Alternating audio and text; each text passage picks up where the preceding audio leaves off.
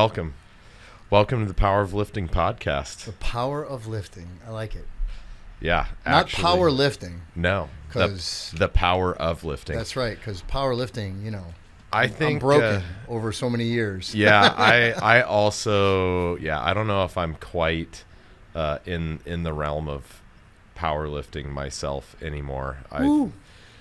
I kind of wore that one out in a short time period, but it was fun while it lasted. It was fun while it lasted. Being super strong was interesting for a time. Yes. For a time period. Yeah. No, I feel like I left a lot on the table, but it was definitely time for me to walk away. Time to move on. Time to move on. Yeah. So anyway, special guest today, physical therapist Mike Johnston. Just started at the Mecca. Happy to have you. It's a long time coming, though. It is, yeah. We were just talking about it, actually. Trying to figure out the year. Yeah. And at the time, were you the president? No, I was just working with, I think it was 2017. It must have been United States Strongman. Yeah. And so USS. USS. So I helped set that up. Actually, my son designed their website. Oh, really? Yeah. Oh, nice. Yeah. On Wix. There we go. So I was just kind of helping them with their marketing. And then, of course, being involved in Strongman for so long, right. I was a judge. I was a certified Strongman judge. So I came out here to judge a contest. Yeah, at our old location. Yeah. And that was the Mecca Strongest Man year 2, I believe. I think so. The green T-shirts, I remember. Yep. So you said that was 17. Yep, that was 17, which was actually super fun. Huge attendance. I loved watching Strongman. Yeah. Like, I grew up watching Strongman. I did too. Yeah, it was awesome. Watching all the guys they used to have it on like ESPN and stuff. Well, I used to watch professional wrestling when I was a kid. And I heck remember, yeah. and of course, the Incredible Hulk. And like Lou Ferrigno was in the early ones. And then Kenny Patera. And he was a professional wrestler. So. Yep. Yeah, good old WWE days. Back then, I think it was still WWF. Oh, yeah. Worldwide Wrestling Federation. Yeah. Saturday mornings. Yeah, which is interesting. I think that actually got a lot of us into that culture, right? The gym culture. It got me into it. I know it did. When I was a little kid, your parents would go off with other groups of parents and they would send the kids off together. Yeah. And so sometimes the kids were older than me and they would drag me to the gym. And I was like reading comic books and watching wrestling. And I remember the first time I saw like an Iron Man magazine, Iron Mind, old black and whites. And I was looking through the magazine sitting there. I must have been 5 or 6 years old. And these other kids were older, teenagers or preteen. They were lifting weights. And I just remember seeing the magazines. I was like, oh, these people are real superheroes. And I just knew from there, I always wanted to lift weights. Yeah. No, I just always. That's awesome. I think we need to make lifting weights cool again. I think it's cool. I mean, to me, it's always been cool. I think it needs to be accessible. Yeah. You've been training people for long time. Years and years and years. And how many times you've had somebody, well, I don't want to get big. Right. Like, I will stop you right before you get big. Yeah. Right before you get massive. Right. I'll change your program. Yeah, exactly. I think it needs to be accessible for everybody, for longevity and health. Yeah. I mean, everybody's looking for a magic bullet, right? Right. Peptides and HRT, and those things are fine. But you have to lift weights. You must have resistance training. Yep. I don't care how old you are, male or female. You have to have resistance training as part of your core of work that you do for longevity. What's interesting is that, culturally now, I mean, all over the world, I would say that lifting's probably still the most popular in the States. Just I think so. From everywhere I've been, which is not that many places, but I think Western culture, lifting weights is definitely still the most popular here. But it's not, it's not the same kind of thing as it used to be in terms of like the comic books. Like, it's not like romanticized quite like it used to be, which is too bad. But what people don't realize is that we really have to do this stuff for health and longevity, like you're saying. We were talking about it the other day. If you took the population, the general population, and even if you took around where we are, it's fairly saturated from a gym perspective. You're coming up on your 10-year anniversary. Right. This is a private gym. It's not a chain.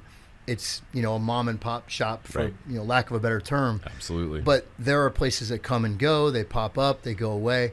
But even if you took all the people that go to all the gyms, we were saying like a 50-mile, 50-mile radius of people in that circle of people that go to gyms, it's still a tiniest percent of the population overall here of people that actually enter a fitness facility, people that actually go pay their membership, and then even a smaller number of people actually go attend to show up. Pay my membership. I got to cancel that. Yeah. And they just never do, but they never show. Well, hey, I pay my dues, so that's like, I paid the money right there. I'm jacked. Right? Yeah. I'm healthy. Exactly. No, you're not. So before we really get rolling on some of the topics that I'm excited to talk about, give us a little bit of history on you. Give us some past. Where are you from?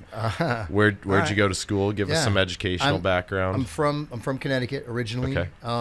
I wanted to be a chef when I was a kid.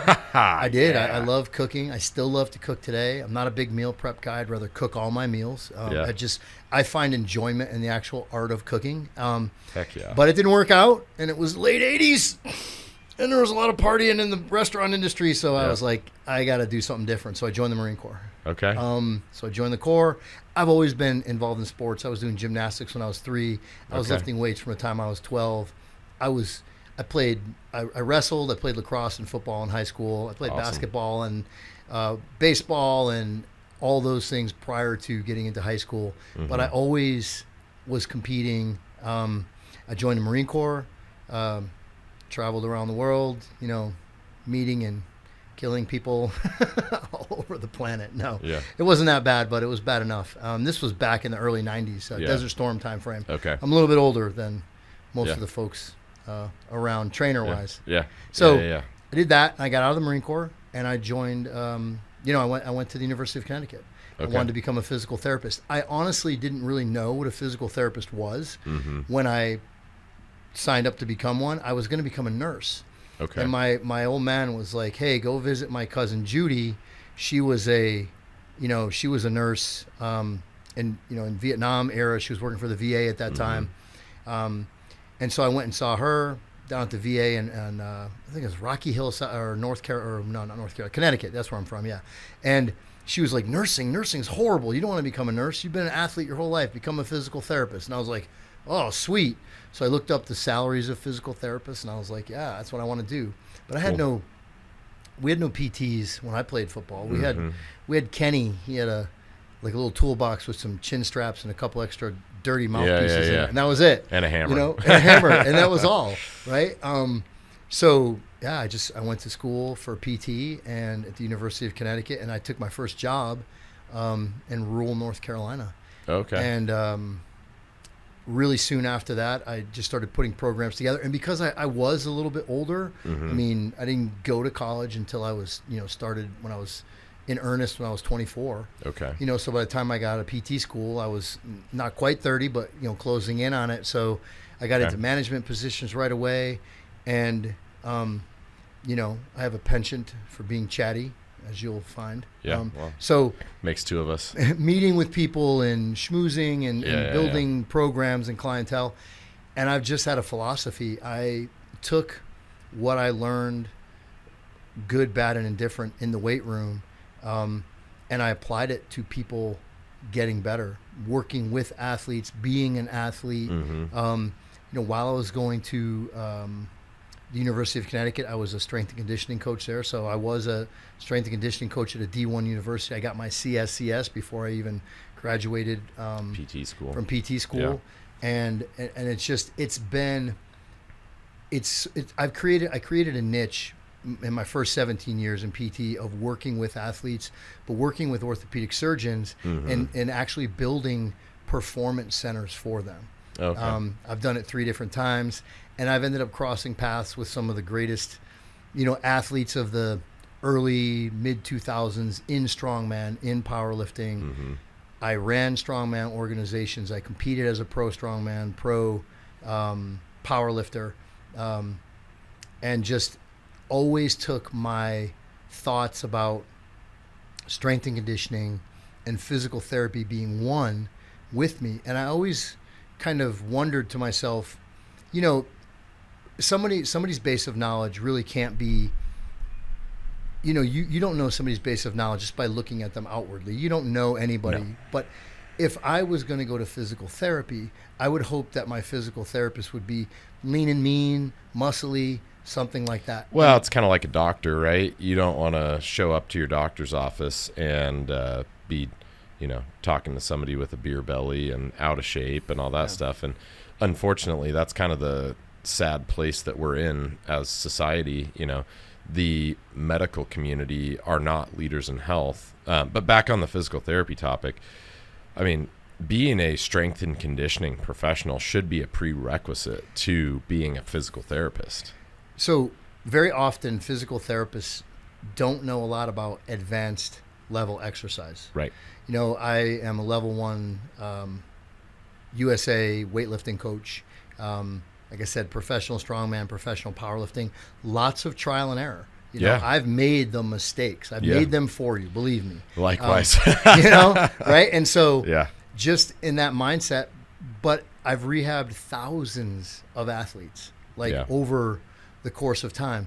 And then after 17 years, I worked for the VA. So I was fortunate enough to, serve our nation's heroes for 10 years. Mm-hmm. And then after leaving federal service, I thought to go back into corporate physical therapy. And, you and I talked about, I don't know, 5 months ago, and even longer, a year ago, probably, when I moved back to Idaho. And I was concerned about leaving the VA.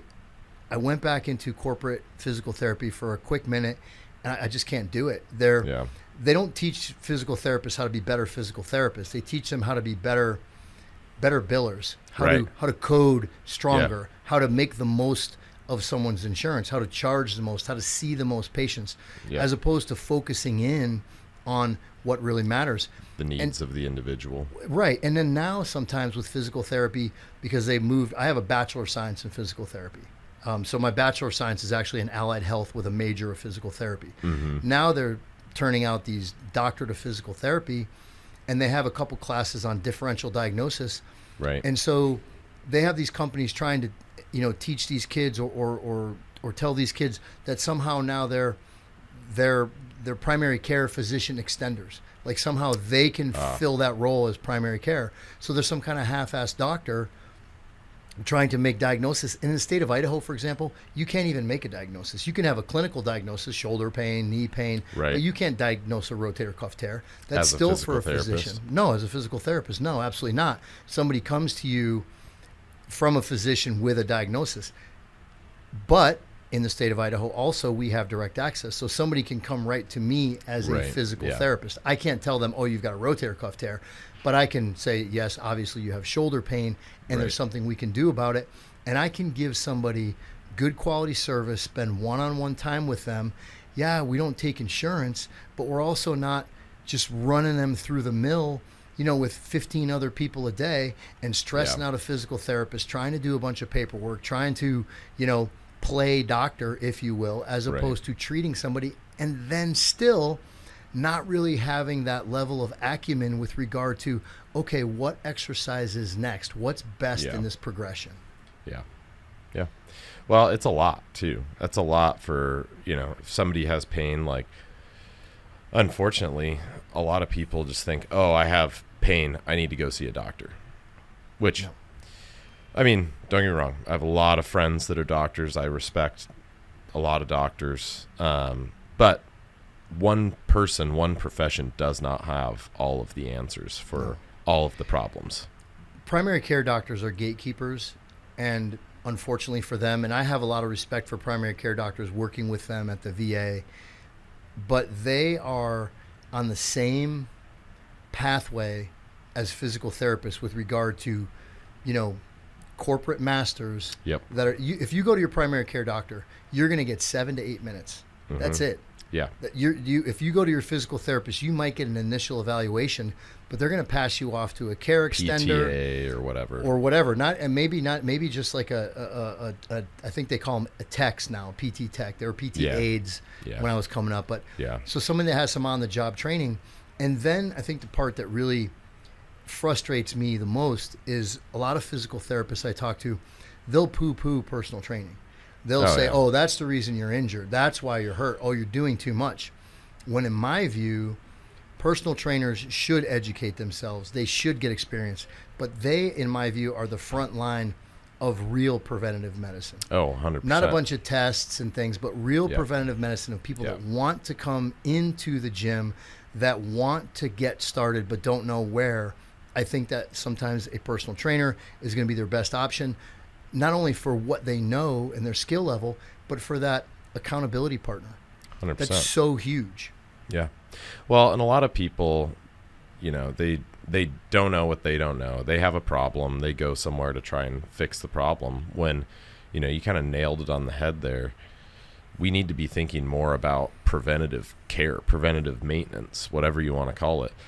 You want to start doing things with your body, preventing injury, preventing illness, all of that before you run into a problem. Like before, you know, if somebody, for example, you know, typical American these days is not in great shape. No. The average is not good. No, most are not. Most are not. So you go into, and this drives me nuts, but, you know, somebody goes in to see their primary care. They get the standard blood panel done. Say they're looking at their lipid panel, and they're like, oh, you know, yeah, you're, you know, LDL looks fine, HDL looks fine. And it's like, okay, well, what is this like looks fine business? Like, shouldn't we be, you know, concerned about the fact that this person is, you know, overweight, and what are they eating? What are they doing for exercise? Like, you get a blood panel run, and, you know, generally speaking, they're like, oh, looks fine. Okay, see you next year. And meanwhile, this person's sitting there with a pony keg in their lap, and you know, is obviously not taking care of themselves adequately. And it's like, so, and I've gotten tons of clients from, you know, their doctor saying, hey, it's time to start you know, doing something about this. Blood work looks bad. Like, why didn't you tell them that 5 years ago? 5 years, 10 years earlier. Like, why? Preventative medicine, in my view, or what people perceive to be preventative medicine, is I have insurance. Yeah. I've got insurance. I'm doing preventative medicine. Yeah. So I go to my doctor, get a little blood work, whatever. I don't have any major complaints. I've got 7-8 minutes, and I'm out the door for the next, because they have the next guy and the next guy and the next guy waiting out there. They're seeing 100 people a day. Right. You know, or whatever they're seeing. But even if they're seeing 20, to really dig into someone's health, it's particularly at that late stage, that's too many, right? It's too many. If you started this, pick an age, at 30, at 25, if people got the gold standard in tests, if they did a VO2 max, if they got a full body DEXA scan, if they did an RMR, if they did good blood work that actually told you something, and got a playbook for life, then you could follow up. Then you would have a plan. Well, I think the issue is the docs are trained to do a particular thing, and I think that's one of the main issues, is that just how society views it is, you know, I get through college, I get a job, I get insurance with that job, so I'm doing something for myself. I'm set. So I see a doctor, and now I'm 30 years old. I'm out of shape because I let myself go during college to get a career, and now I probably need to do something about it.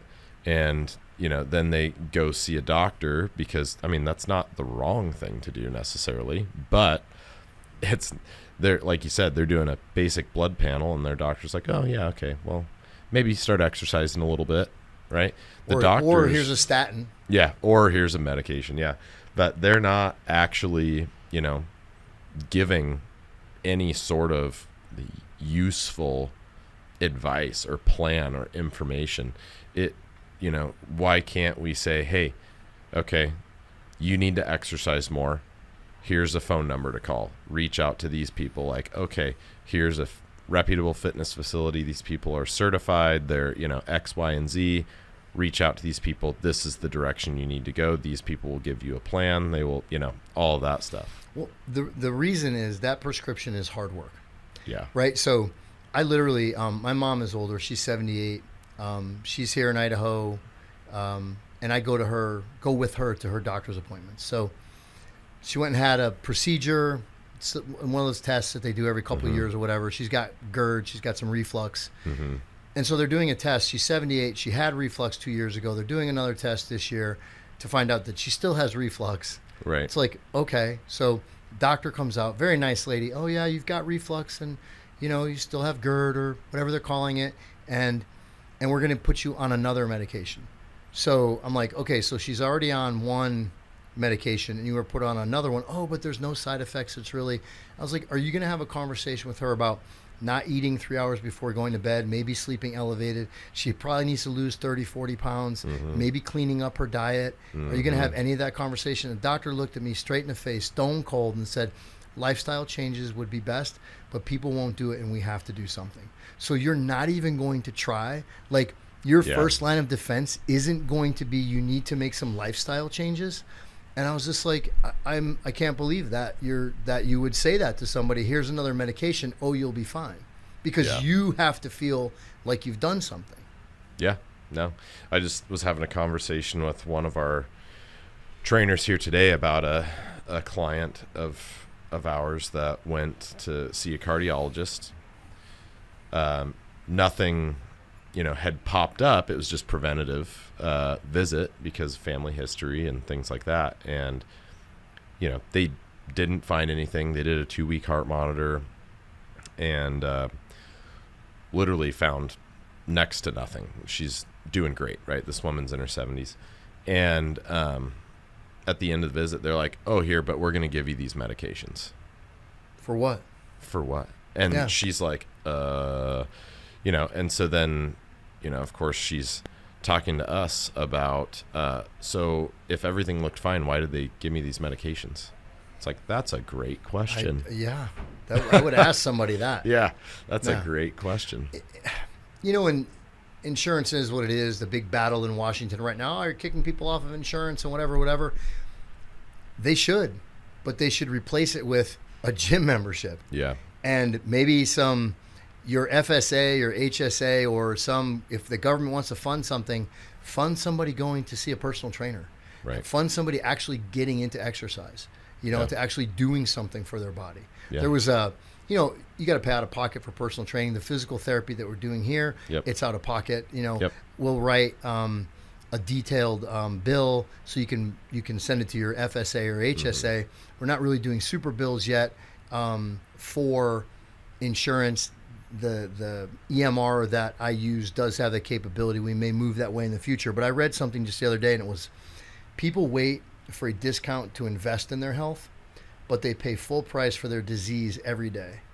If health feels too expensive, have you considered the cost of sickness? I mean, having your insurance card, feeling like you're covered is not healthcare. No. It's just not. It's emergency care. It's sick care. If you're sick, if you get into a car wreck, you have to take the step. You've got to get into fitness. You have to start longevity when you're 30. And you were talking about, like, okay, you get into your career, let alone all the stress and the cortisol and all the changes in eating on the run, and you're starting a family and you've got all these things pulling you in some different directions. Self-care isn't selfish. No.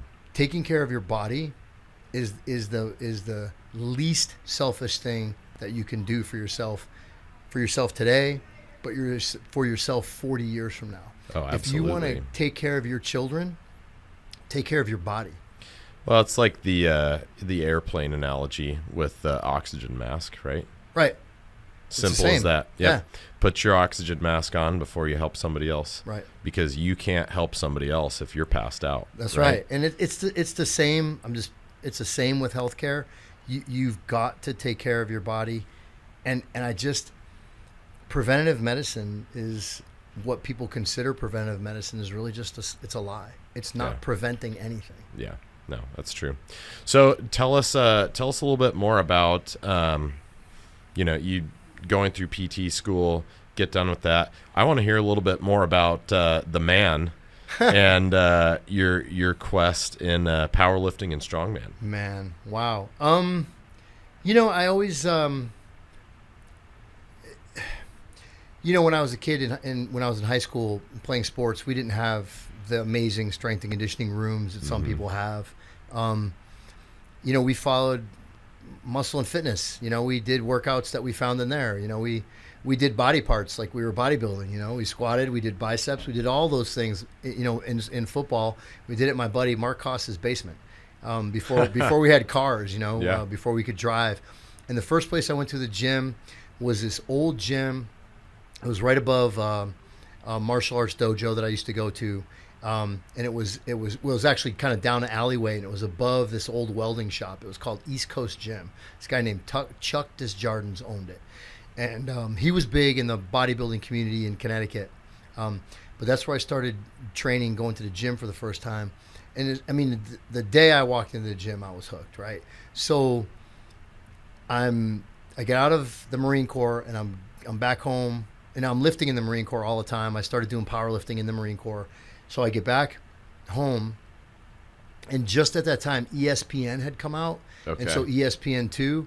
So what was like the main programming on ESPN2 was Strongman. Forever. Oh, yeah. So marathon Strongman. Watching all Kazmaier and Jeff Capes and Magnus for Magnuson and John Paul Sigmason, O.D. Wilson that one year. Mm-hmm. And so I was married by then, going to college, had children while I was in college.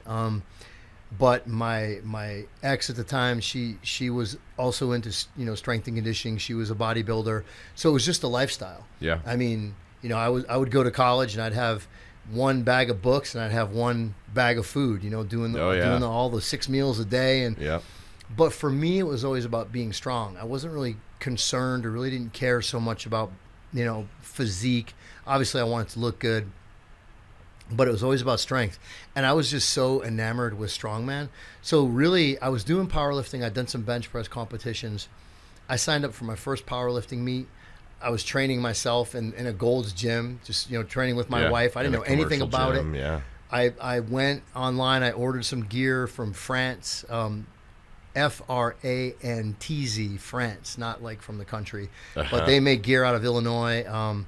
And I got 2-ply gear. It was all the wrong stuff. I didn't know what I was doing. Yeah, because back in the day, like raw powerlifting was not a thing. No. Raw powerlifting really didn't even come around until, people were doing it. Yeah, but it wasn't it wasn't like the big thing where it's like us versus them and all the federations and everybody losing their minds. And but I just showed up at a meet, and I want to say the first one I ever did and they became one of the raw federations, was USPF.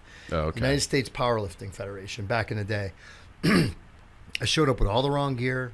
It was a single ply meet. And you had 2-ply? I was going to compete as a 220, but I didn't even know how to cut weight. I had no idea. I walked in, I was like 224. I was like, oh man, I guess I can't compete. And they were just like, no, you just compete in the next weight class. Oh. So I was like, all right, I don't know any better. Somebody lent me a single ply squat suit, a single ply bench press shirt. I have never even put one on. Oh, so my God. I benched raw, and I just pulled raw, and somehow I finished second in the meet, State of Connecticut Open. Oh, there you go. And I was just strong. Yeah. And I had always trained strong. Like the bodybuilding, like my leg day when I was quote unquote bodybuilding was you'd go in and do squats. Yep. For till you were exhausted. A long time, and then go do leg press. Yep.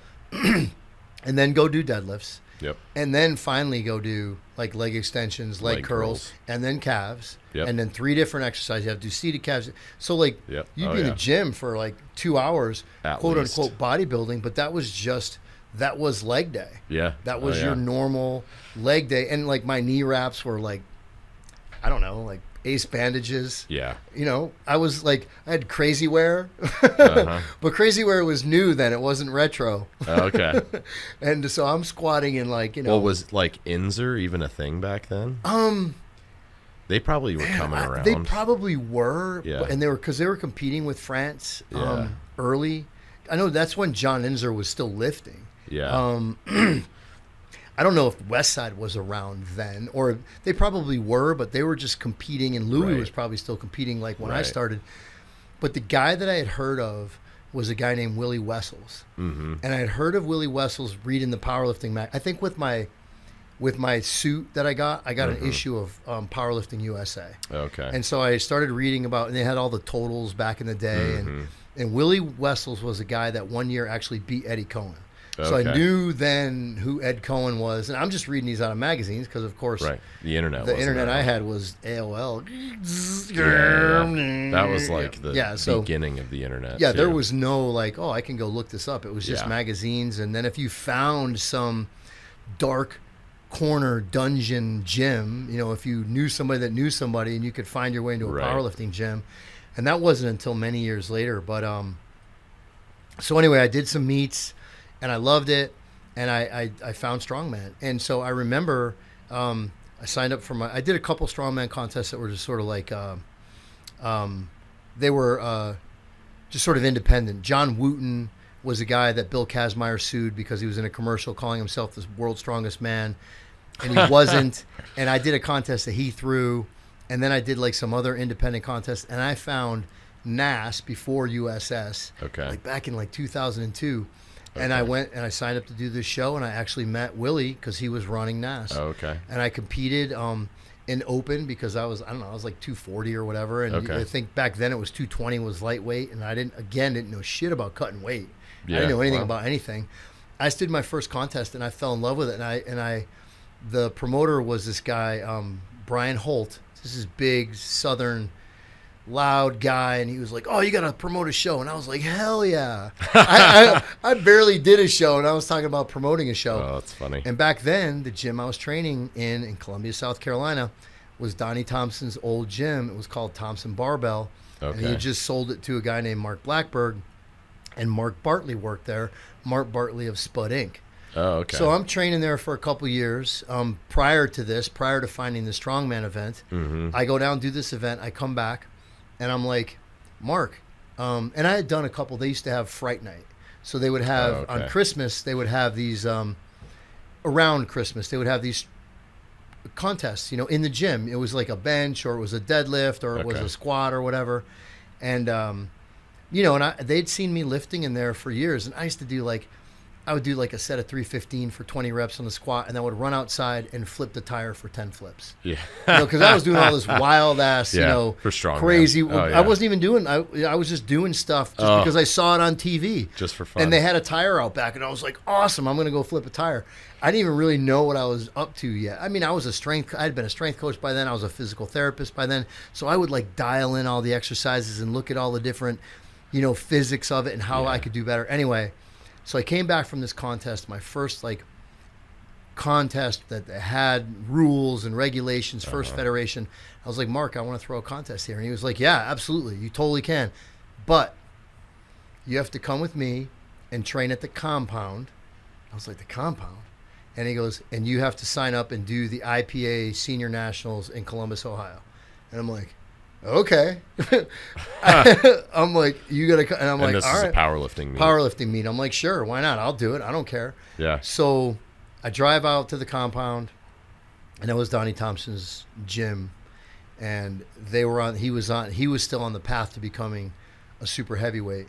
And they had two monoliths, and they were facing each other. So like if you were squatting, you were looking at another guy like 7 feet away from you. Spitting on each other. Yeah, I mean, just like, and I remember the first day I walked in, they were doing like some round back good morning, and I was like, oh, hell no, and here's why. You know, and I just was like loud and whatever, and I'm a physical therapist, and I know more than you, shut up. And I did and didn't, believe me. And they were just like, we like this guy, and that was it. And I started training with some of the strongest people on the planet, arguably. And it was like, I was a 242, but it was like, get strong or just get crushed by the weight. Oh yeah. And I went to IPA, that Columbus meet, Columbus, Ohio. Chuck was still a 220 then, Chuck Vogelpohl. And, you know, I went out there and lifted. And I can remember like sitting, I don't remember what this guy's name, maybe Joe, whatever. Like it was his meet to be in. It was his time to shine. West Side guy. And I'm sitting back like with, you know, kind of with my suit on. Is this single ply? No, this was double ply. This was 2-ply. I mean, I did train for 6 weeks at the compound, and like all my gear was borrowed. I didn't have anything of my own. And they were like, here, this will fit you. This will fit you. And I'm just sitting back there, and I'm sitting with Donnie, and he's heavy then. He's 330, maybe 340. Good Lord. He's just sitting back. He's got his hands on his belly, and he's sitting back, and maybe Joe Ladin. I can't remember. Joe Ladin or Joe somebody. And all these people were crowded around this guy, Joe, and he was getting ready to go squat. And they're screaming at him. They're in his face. It's your time. It's your time. Ah! And they're just going nuts. And I was just like, holy shit. I've never seen anything like this.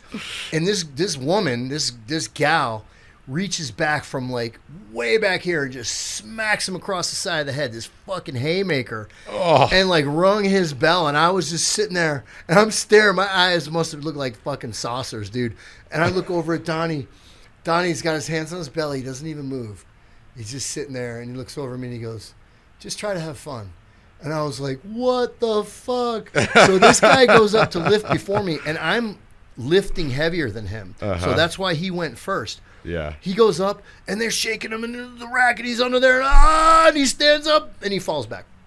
And they catch it, and they put him in, walk back all dejected. All these 10 people come walking out with him. And I'm like, what the fuck, dude? Oh, my God. So I just walk up, and I'm all calm and quiet, and I make no ruckus. Yeah. Nobody knows who I am. Where's this guy from? And I crushed my first squat. I was like, no, okay. This isn't so bad. Anyway, we're getting ready to leave. I've done all my lifts. I was like, all right, cool. We'll pack up and we'll go eat. And they were like, you might want to stick around. I was like, okay. I didn't pick a weight. I didn't know what weight I was at. I didn't know where I was. Like, you know, who was doing your handling? Donnie and Donnie Thompson and Mark Bartley. Okay. I mean, Spud Inc. and then, you know, Fat Bells, like the people that you read about now. Those are the people that were handling me in my first meet.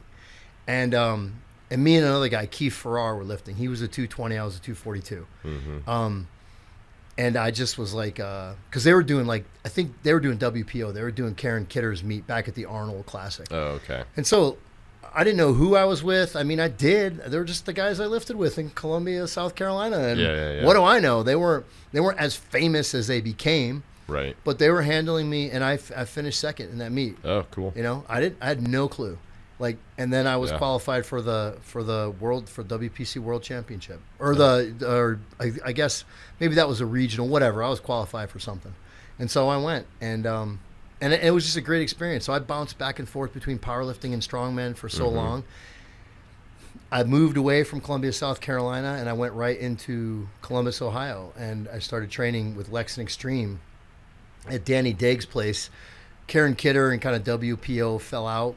And then WPX came back to the Arnold. I was at the Arnold running American Strongman Corporation with Dion Wessels, Willie's husband. Okay. And, you know, guys like Brian Shaw were coming through, and they were in our organization, and Mike Jenkins and Hoptor Beerson before they were monsters. You know, and I ended up running shows at the Arnold. I was the person that talked them into getting women at the Arnold. I announced at the Arnold Classic. There's somewhere there's a me interviewing Arnold.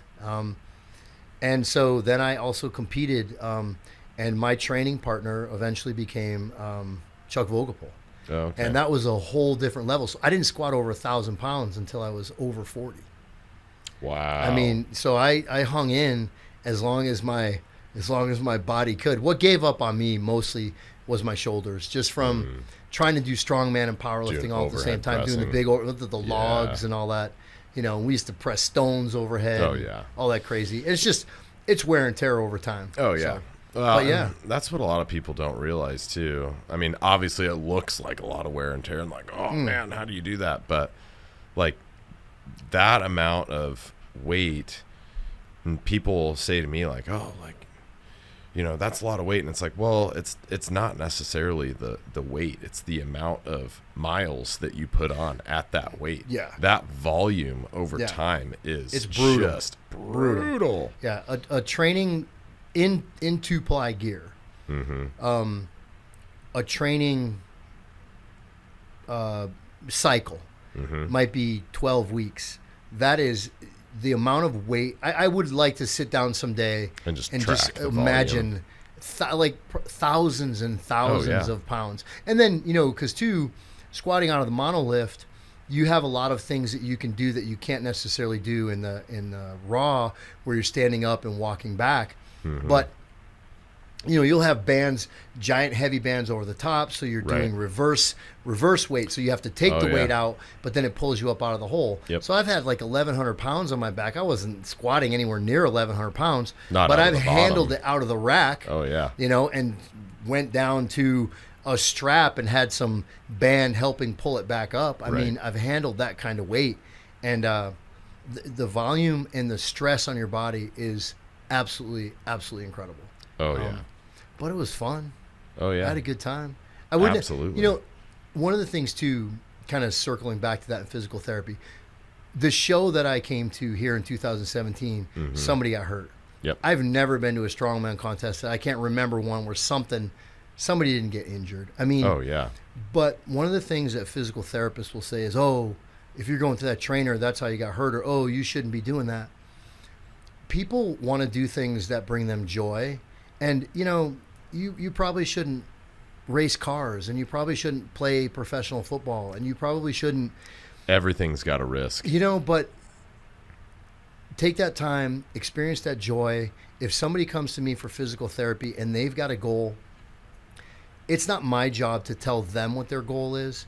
It's my job to help them get where they want to be, aligned with their personal values and what brings them joy. And if it's that short period of time as an athlete in your life, relatively speaking, that you can compete at a high level, by all means, I'll talk to them about the risks. I'll say at some point we're going to have to drop that extra weight. I mean, you see the NFL linemen. Oh, man. What do they get, 5 years maybe of playing? And then they have to, walk away. I mean, I don't know what the average is, but maybe more. But, I mean, every pound you carry over what your weight should be from a health perspective is taking time off. It's adding stress, right? Right. And that's the thing about, I mean, even lifting, just regular in the gym, right? Like what people would consider normal resistance training. Like, yeah, there's a possibility of getting injured all the time. And there's a possibility of getting injured even when you're doing things 100% correctly. Well, I'll tell you this, though. You talk about injury. Acute injury is one thing.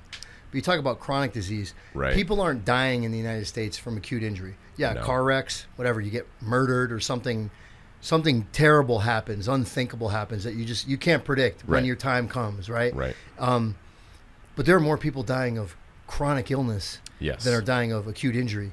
There is a cost-benefit ratio, and I promise you, lifting weights, resistance training, doing hard cardio is much better than sitting on your couch, eating Cheetos, getting diabetes, and dying early anyway. I promise you. That's a great analogy. I promise you. Sitting on the couch eating Cheetos. That's it. That's great. I mean, Cheetos are good. Hot flaming Cheetos, yeah. Finger looking good, but red dye, MSG, it's like poison. Flaming hot Cheetos have all the good things in them. What's at least last I read, the unhealthiest food?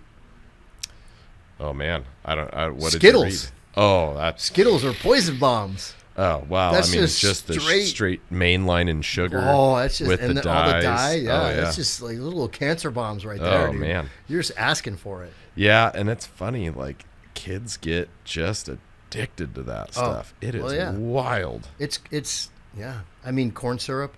Well, rabbit hole time. But all the people that worked for the tobacco industry, all the scientists. Got hired by Big Food. They got hired by Big Food when the tobacco people bought Kraft, So they learned or they studied or they figured out how to make macaroni and cheese more addictive. Well, are we ever going to get to the bottom of if Coca-Cola had drugs in it at one point or not? Back in the day, Coca, I don't know. They say it did. Like that's the rumor. Yeah, like early Coca-Cola had cocaine. Yeah. I think it's true. Yeah, I mean, the same thing could be said for like, when the supplement industry, like pre-workouts started coming around, like it's still not regulated, but like... Wasn't it remember Anthony Clark? Anthony Clark was like a Samoan dude, real heavy dude, and he benched like 700 pounds, but he had a reverse grip. Yeah. And he had like something orange or Orange Crush or something. Supposedly that had like D-ball in it or something. Dude, I don't know. Back in the day. I just remember so I was around probably 11, 12 years old when the supplement industry like really started to get going. Like EAS. Oh yeah. what was the Metarex? Like a lot of those guys were just like protein powder was just becoming a thing when I was a kid, and I was in it to win it. And I remember, dude, I would get it was chocolate protein out of a little, probably like a little 2-pound tub, and I'd put it in a glass of water and just mix it with a spoon, because shaker cups didn't exist at that point in time. Like the smart people would blend it. I just, and it was literally like drinking sand with like chocolate syrup in it. I used to make pudding out of it. Yeah. Like, or what I called pudding. Disgusting. And eat it with a spoon. Disgusting. I think the name of the company was Pro Lab. I could be wrong. Okay. Or Twin Labs. Twin Lab. Yeah, it was Twin Lab. Heavyweight Gainer 4000. Yep. It had the elephant on the cover. Yep. That and desiccated liver. Ugh. and then they had the old it was egg protein. It was egg protein, but like you would drink it, and like, I don't know, half hour later you were just like straight farting eggs, like, oh dude, sulfur. 100%. It was so bad. I mean, I was all in. Oh yeah, on all of it as a kid. And then they had like the supplement that started it all, creatine, right? Which, I mean, creatine monohydrate. Yeah, still it is the most researched supplement on the planet now, and everybody should be taking it. Yeah. But at the time, it's like, oh, watch out for that creatine stuff. Like, it's going to dehydrate you. It's going to wreck your kidneys. It's going to, X, Y, and Z. I remember when you used to be able to buy ephedra. Oh, yeah. At the gas station. Oh, yeah. So we would take ephedra, the an ECA aspirin, stack. Yeah. And caffeine. Drink caffeine. Drink like a Diet Coke. Oh, yeah. And you'd just be like, whoa. Oh, yeah. Just totally lit. Whack. Well, then, in comes the NO explodes of the world. Oh, yeah. Yeah. And so kind of back to your point about, we were talking about like what's in the food, like when they came out with the NO explodes and the pre-workouts of the world. It's like, what was in that original product that was so awesome? Like, it seems like they got a little more watered down over time. Yeah. And so you got to wonder, like, I wonder what was in that stuff. But it's not regulated as to what's in it, but as soon as there's something quote unquote bad, they take it off the market. But you can still get macaroni and cheese. Yeah. You can still get Cocoa Puffs. You can still get Captain Crunch. You can still walk down the aisle and just see a mom with her cart and little kids like twitching, running around like like they're smoking, like they're smoking meth, and just going down that aisle, and mom's filling up that cart with just straight poison. That's the crazy thing is, like, the information is out there. Now it is. As far as now like it is. what you should be eating. Right. Yeah, I mean, shoot, man, in the 90s when I was growing up, like, I don't know about you, but breakfast every morning for me was either, toast, or most of the time it was like, you name it, Fruity Pebbles, Captain Crunch, like all of those, colorful, wonderful, delicious bags of cereal. Delicious. And, that's one of the big reasons why I was, I got fat and out of shape at one point when I was a kid. Come on, the milk after Fruity Pebbles. Oh, dude. Oh, it was so good. Well, so my favorite guilty pleasure is Cinnamon Toast Crunch. Oh, wow. Dude. Okay. Just the cinnamon milk when you're done with milk that. Is good. That, and if you mixed in Golden Grams, because they were kind of the same shape and texture, you'd get some cinnamon and then some honey flavoring in there. Like, don't get me wrong. Like, it's delicious. I was a fat kid. It's addictive. Legitimately. It's addictive.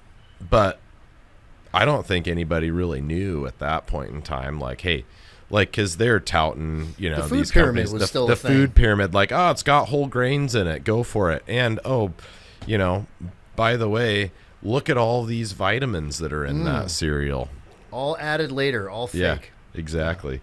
And so, I don't think the information was as available now, or then as it is now.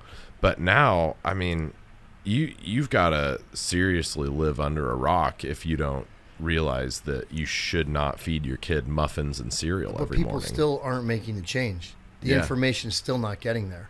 And it's, So why do you think that is? Why do you think if somebody's presented the information like, hey, probably don't, eat cereal, don't feed your kids cereal or muffins or cookies or whatever the case may be, probably don't do that.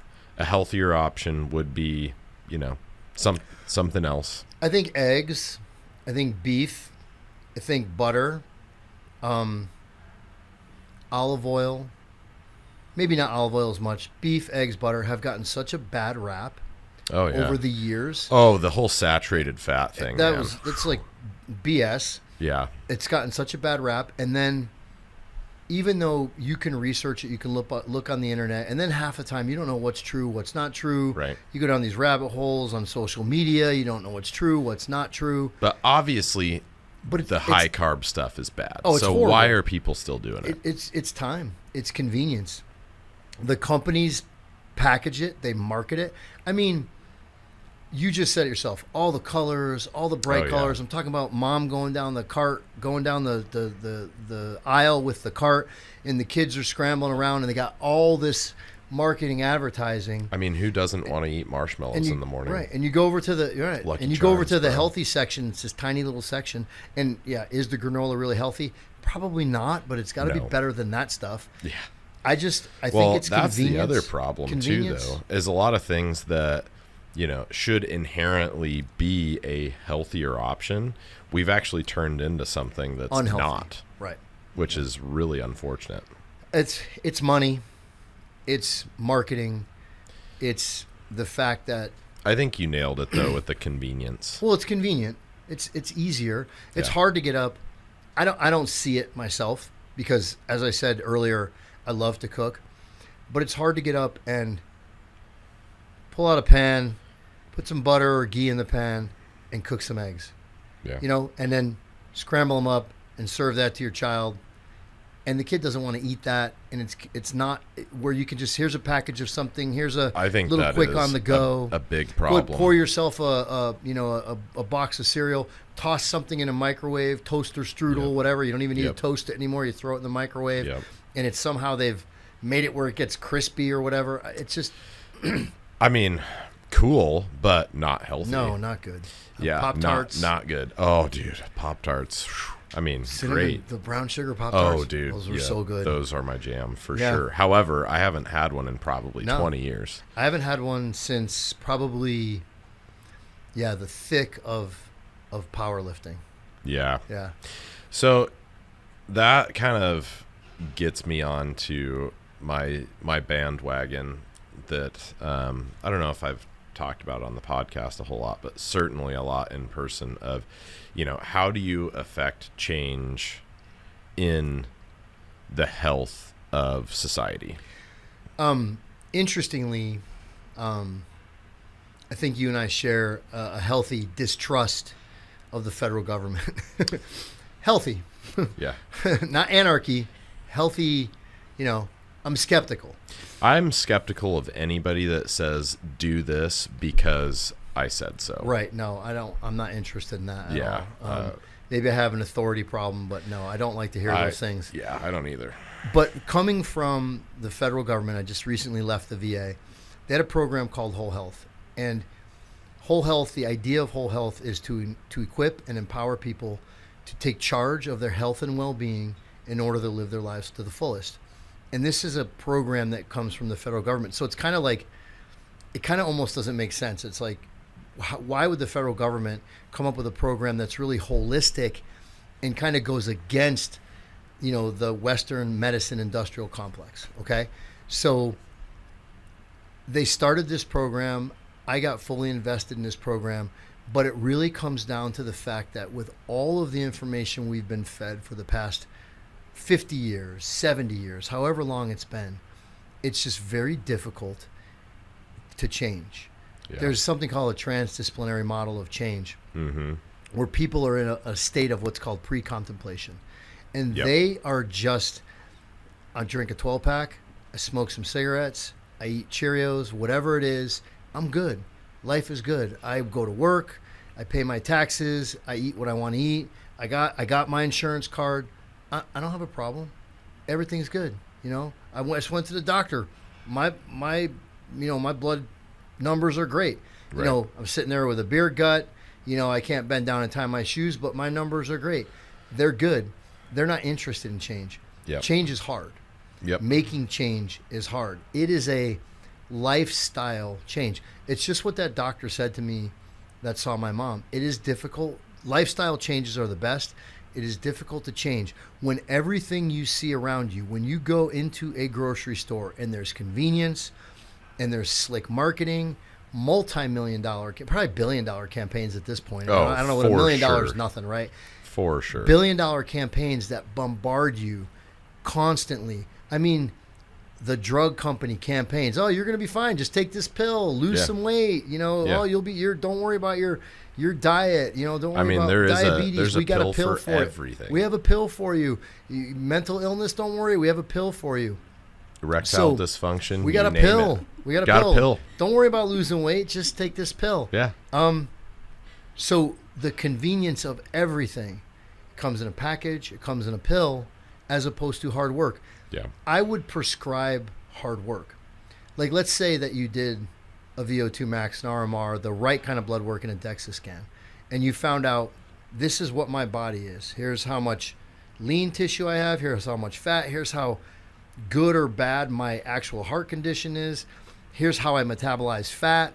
Here's, you know, am I insulin resistant? And you have this playbook for life, and you have it in your hand. What are you going to do with that? Well, it doesn't come with a magic pill. It doesn't come with a peptide. It doesn't come with, you know, anything but hard work. And I mean hard work like you got to change your attitude mentally.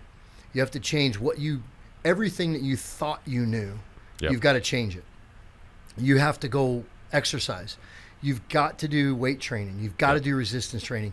You've got to do some form of cardio. Yep. You've got to condition your body. You've got to change what you eat. You can't continue to eat garbage. So it is a prescription for hard work, and that's the difficulty. There's $1 billion on the other side of the industry, and there's pennies in even the longevity folks, right? They want to sell you a something. HRT. Right. Oh, take this HRT, you're going to feel better. Take this greens drink. You're going to feel better. But, yeah, maybe. But you've got to couple it with hard work. Yeah, you can't just drink a drink and expect to feel better. No. You can't just hop on AG1 and expect it to solve all your health problems. I'm healthy now. No. Yeah, no. I mean, is it a good start? Maybe. I mean, I think a lot of those things are 100% complementary to the hard work. To exercise. But to they resistance only training. Work if you do, right? Right. No, yeah. Yeah, so I think... Even HRT. Oh, 100%. HRT is like, if you talked about HRT 10 years ago, you couldn't even, you'd be lucky if you could find somebody that was prescribing testosterone. Right. Right. Now, you can't swing a dead cat without hitting an HRT clinic. Seriously, they're everywhere. But are you just going in with your numbers and, we're going to bump you up a little bit, or we're going to bump you up a lot? Are they prescribing the hard work? It's just the pill. It's just the injection. It's just what are they doing? The pellet. The pellet.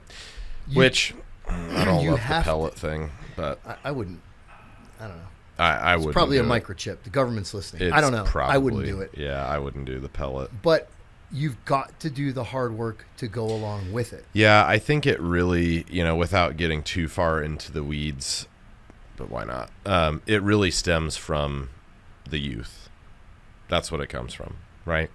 So if you want to really elicit change in a population, in a society, you have to start from the beginning.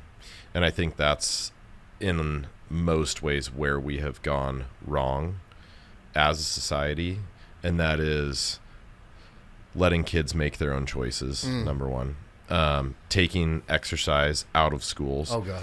Parents not advocating for their kids being physically active and doing sports and doing, physical activity and exercising and all of those things. Convenience, right?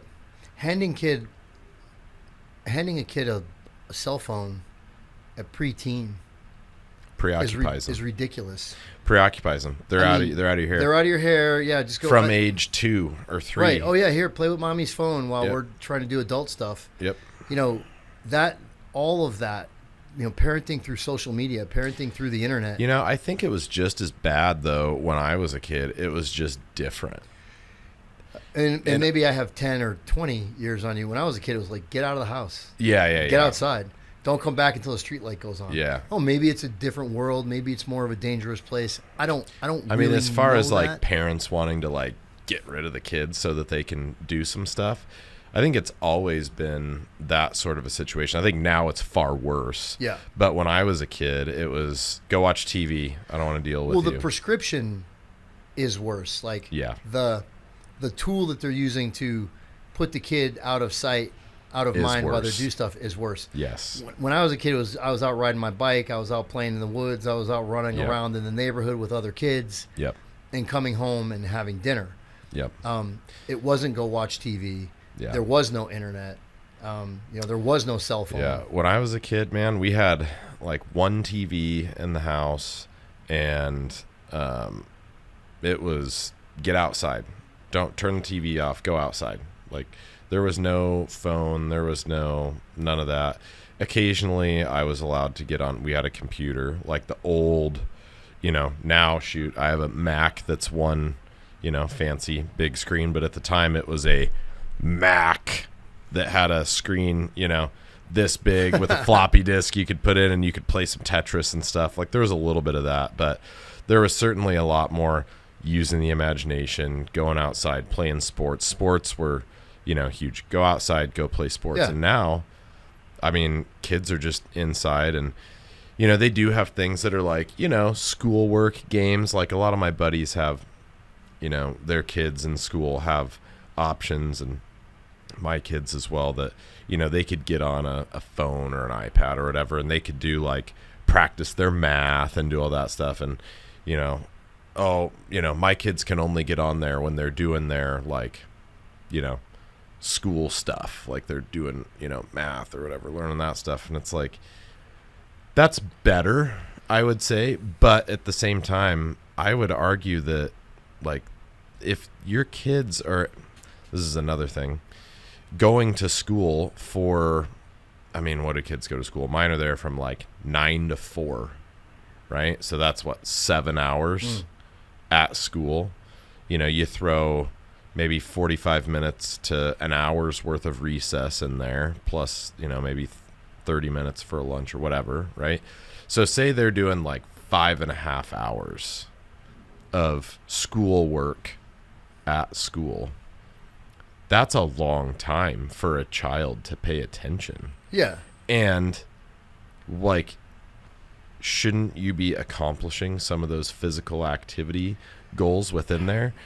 And then what if you're sending them home with all of this homework when they're already doing schoolwork for 6 hours?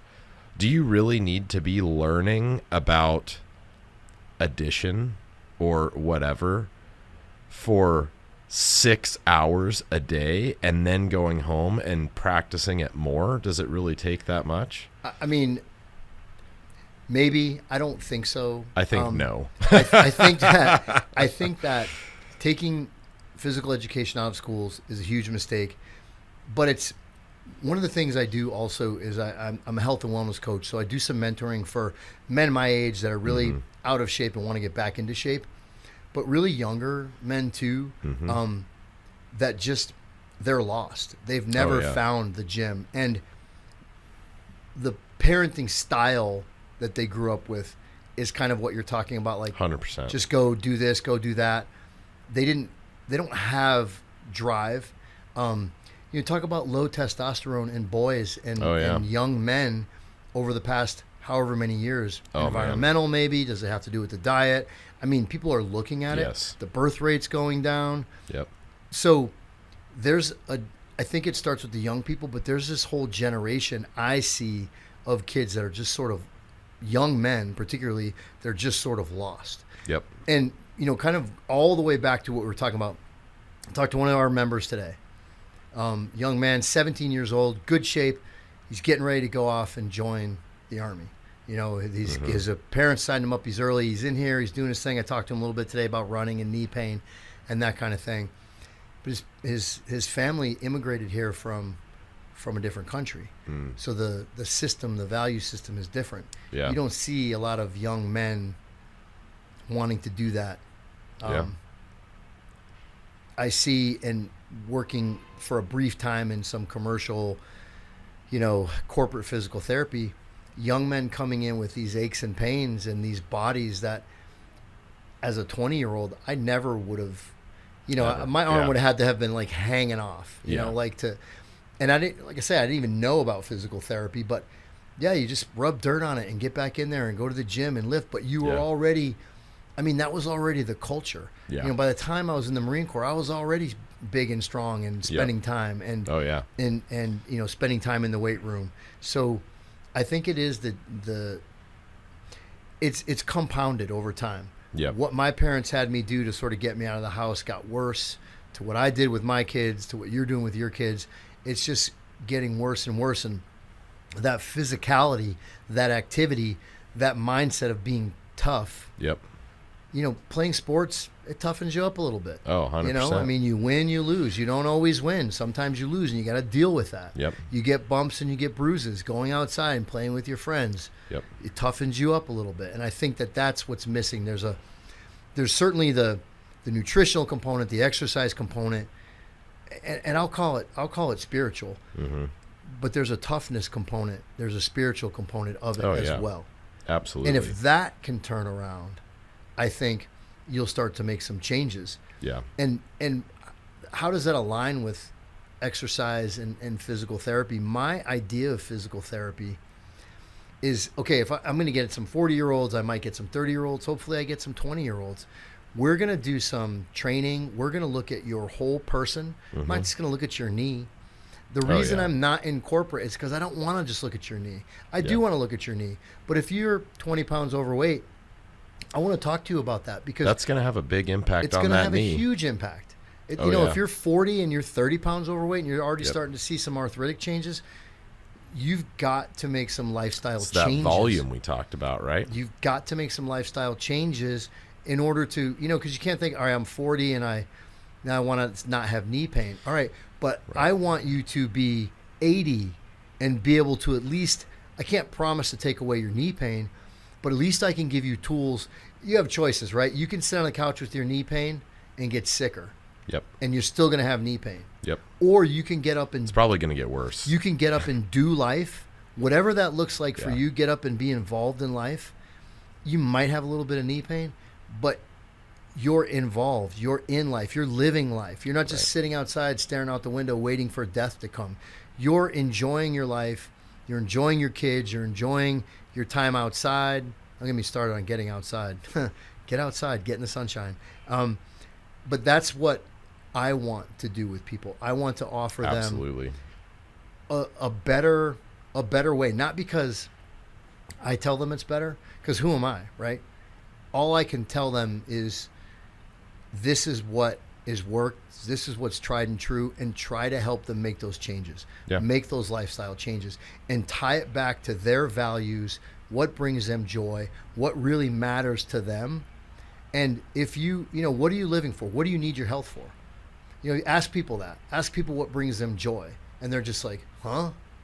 You know what? Yeah, well, I think, like you said, like people in society these days kind of generally speaking being somewhat lost in their direction. Like meeting with a young man and like saying, why would you, like, why do you need to do this? Or what's your purpose, right? Or, the example you just gave, it's like, okay, why do we need to be fit and healthy, right? And a lot of people don't have a great answer because, realistically, in the world that we live in, what does your average person need to be in shape for, per se, right? Everything's easy. Everything's handed to them, right? Yeah. They're not bucking hay bales. I do, but most people don't. No. They're not doing hard labor.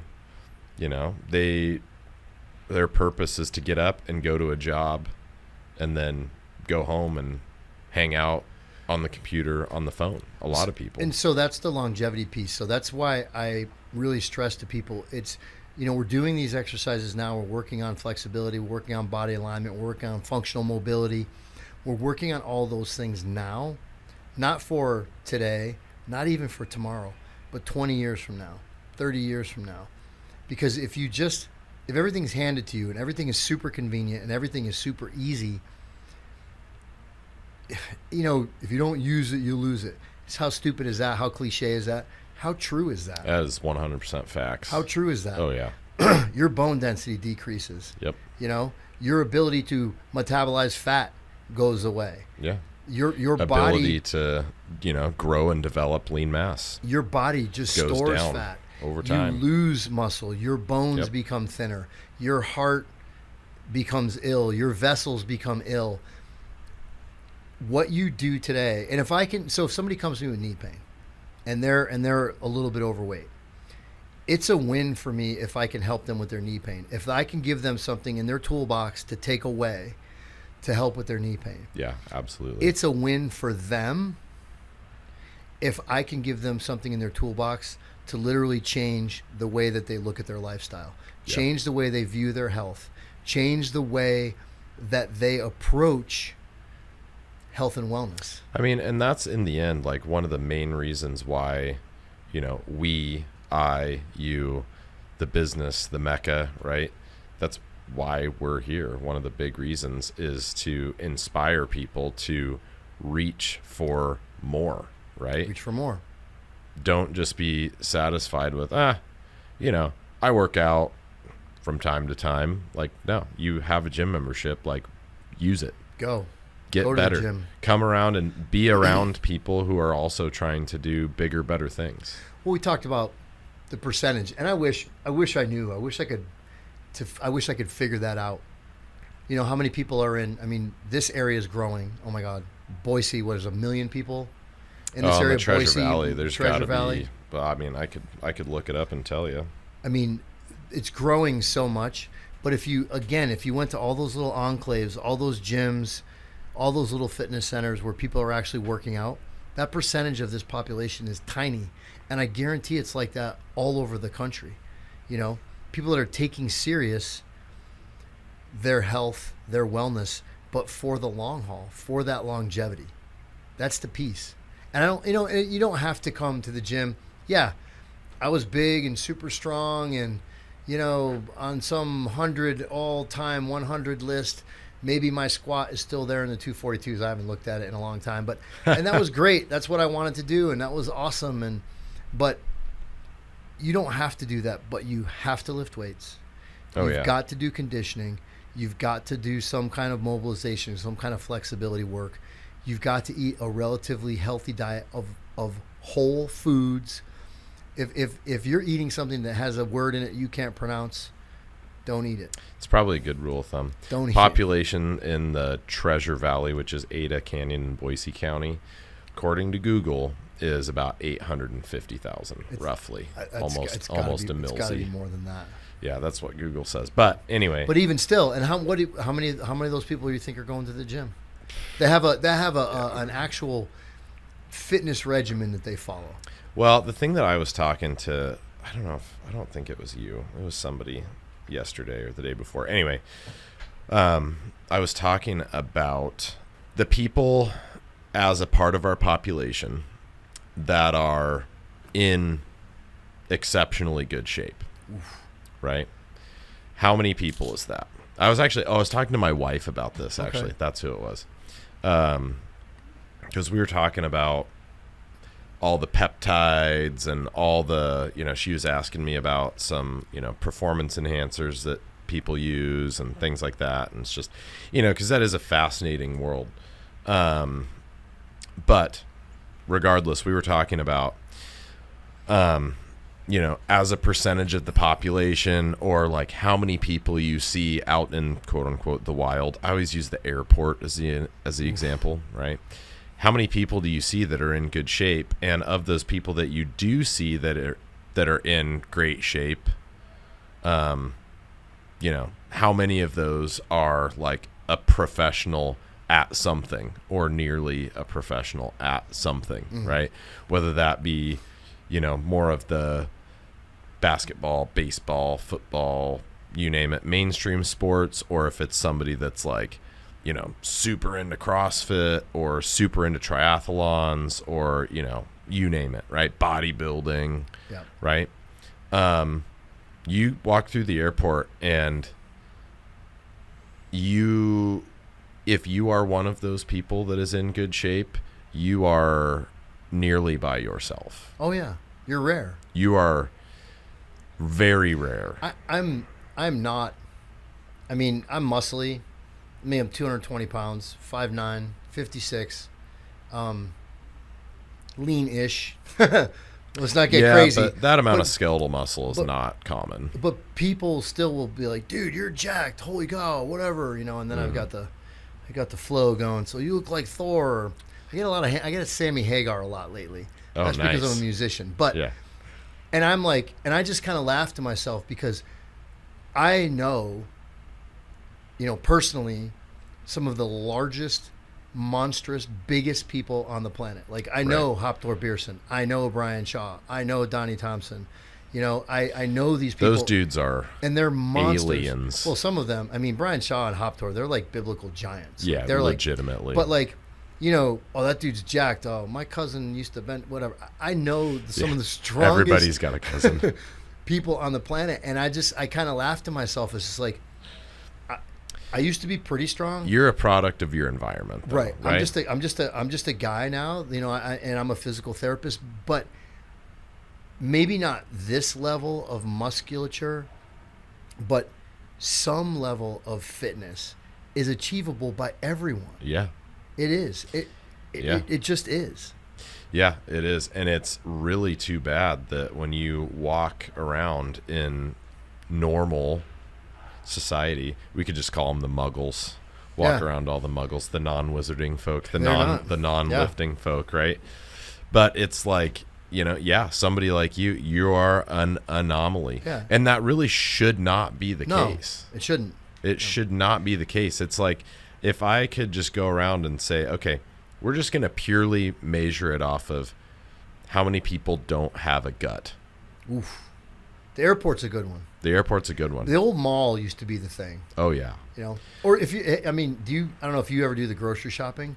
If you go to Albertsons, like on like a, Thursday, or Thursday afternoon or something like before the weekend, especially like before a big football weekend, you go on a Thursday or Friday afternoon. Slammed. It's like nuts. Like the amount of like what people are buying, just like it perplexes me. Oh, dude. But it's just how really out of shape. Yeah, and I'm not saying any of this, and I'm sure you feel the same way. This is not to talk bad about anybody if they are overweight. No. That is not the case. Like, no. At all. Because they've been lied to. Yeah. I don't want to say it's not your fault. You're okay, I'm okay, whatever, psychobabble. Right. It's not your fault. Yeah, you're putting the food in your mouth. It is your fault. But that food is addictive. That food is made to be addictive, to keep you addicted to that food, to that lifestyle. Yes, I think it's convenient, but I do think, is it a conspiracy? I don't know. But I think that some scientists figured out ways to make that bad food more addictive, and then clever marketing companies are spending billions of dollars to put all that the marketers, food Cassie.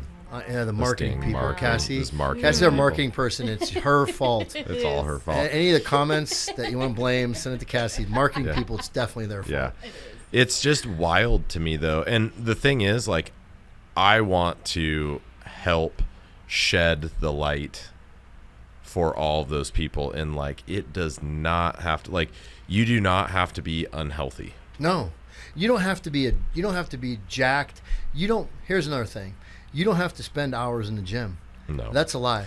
And I certainly don't expect everybody to walk around looking like a bodybuilder or have a six-pack or anything like that. And, like, that's not the case. Having a six-pack is awesome. It's not even super healthy. Women should have a certain amount of body fat. Men should have a certain amount of body fat. That's how your body functions. When you hit the stage for a show, when you hit the platform for a big lift, that's a moment in time. Yeah, that's not all the time. It's not all the time. Yeah. Being healthy, you can have a six-pack. I would be happy with a four-pack, maybe. whatever. Our joke back in the powerlifting days was, why have a six-pack when you can have a keg? Big Right. power gut. That was kind of the inside joke. I'll take a little visceral fat and a side of bacon too. Yep. But Helps the squat. It does. You can be lean. You can, in the Marine Corps, they say you're big and muscly, you're mean and lean. You can do a full resistance exercises. Push-ups count. Mm-hmm. Body weight squats count. You can do full body weight calisthenics workout and do some conditioning and be in fantastic physical condition. Have good blood numbers, eat the right thing, but you've got to break out of the cycle. You got to stop being a sheep. Yep. You can't follow. You've got to lead. Yep. You've got to go where people are that are leading, and that is in fitness facilities. Well, that's at the Mecca. That's at the gym. I just want people to feel good. Right. I want people to feel good. When people feel good, they're happier. Society is a better place to be, right? Mm-hmm. It's going to lower our nation's healthcare costs to an extreme to have a healthier, fitter population. Well, when your main, and even arguably cancer with some of the environmental exposure and the toxic exposure and some of the stuff that's in our food, but the thing that are killing people are like literally preventable. Literally. Heart disease, diabetes. When you're having 13-year-olds now getting type 2 diabetes, crazy. Something's wrong. Something's wrong. No. Yep. So like the 4 horsemen, right? Neurodegenerative diseases, heart, diabetes, cancer. You can prevent lots of that. You can prevent Most of that. And as a matter of fact, the crazy thing is, like, some of those things funnel to the other. Yeah. Right? I mean, diabetes, like that funnels to both neurodegenerative disorders and cancer. Well, they're calling Alzheimer's now like type 3 diabetes, or Right. I think actually they're calling it type 4 diabetes. I think there's a type 3 that I don't know, but it has to do with. Oh yeah. Yeah, it's wild. Yeah, and I think that stuff needs to be discussed far more. Anyway. Openly, and if your primary care doctor is the gatekeeper, they've got to have more time to be able to discuss it. And they've got to have better partners. Like, what do primary care doctors, not all of them, but what do most primary care doctors know about exercise? Not enough. How about nutrition? Not they enough. don't get any of it in school. No, they're not. So why not have partners that are in this industry? And I'm not saying, personal trainers should be held to something of a high standard. They've got to have some information. Absolutely. But personal trainers should also be able to lean then on physical therapists. If there's an injury, what can I do about that? How can we mitigate that? How can we work around that? And then too, be able to follow back with the physician, right? We all need to be working together. For exercise prescription. There has to be some kind of a continuum. Yep. And I think you said this earlier, you can't just be one. I can't be one person and know how to do all of it, or even have the time, the wherewithal to be able to do all of it without some practitioners that are along the same mindset. Absolutely. So when I'm marketing to physicians to bring physical therapy here, I'm going to people that are already, and again, I think that we have the best healthcare system in the world here in the United States, and we have.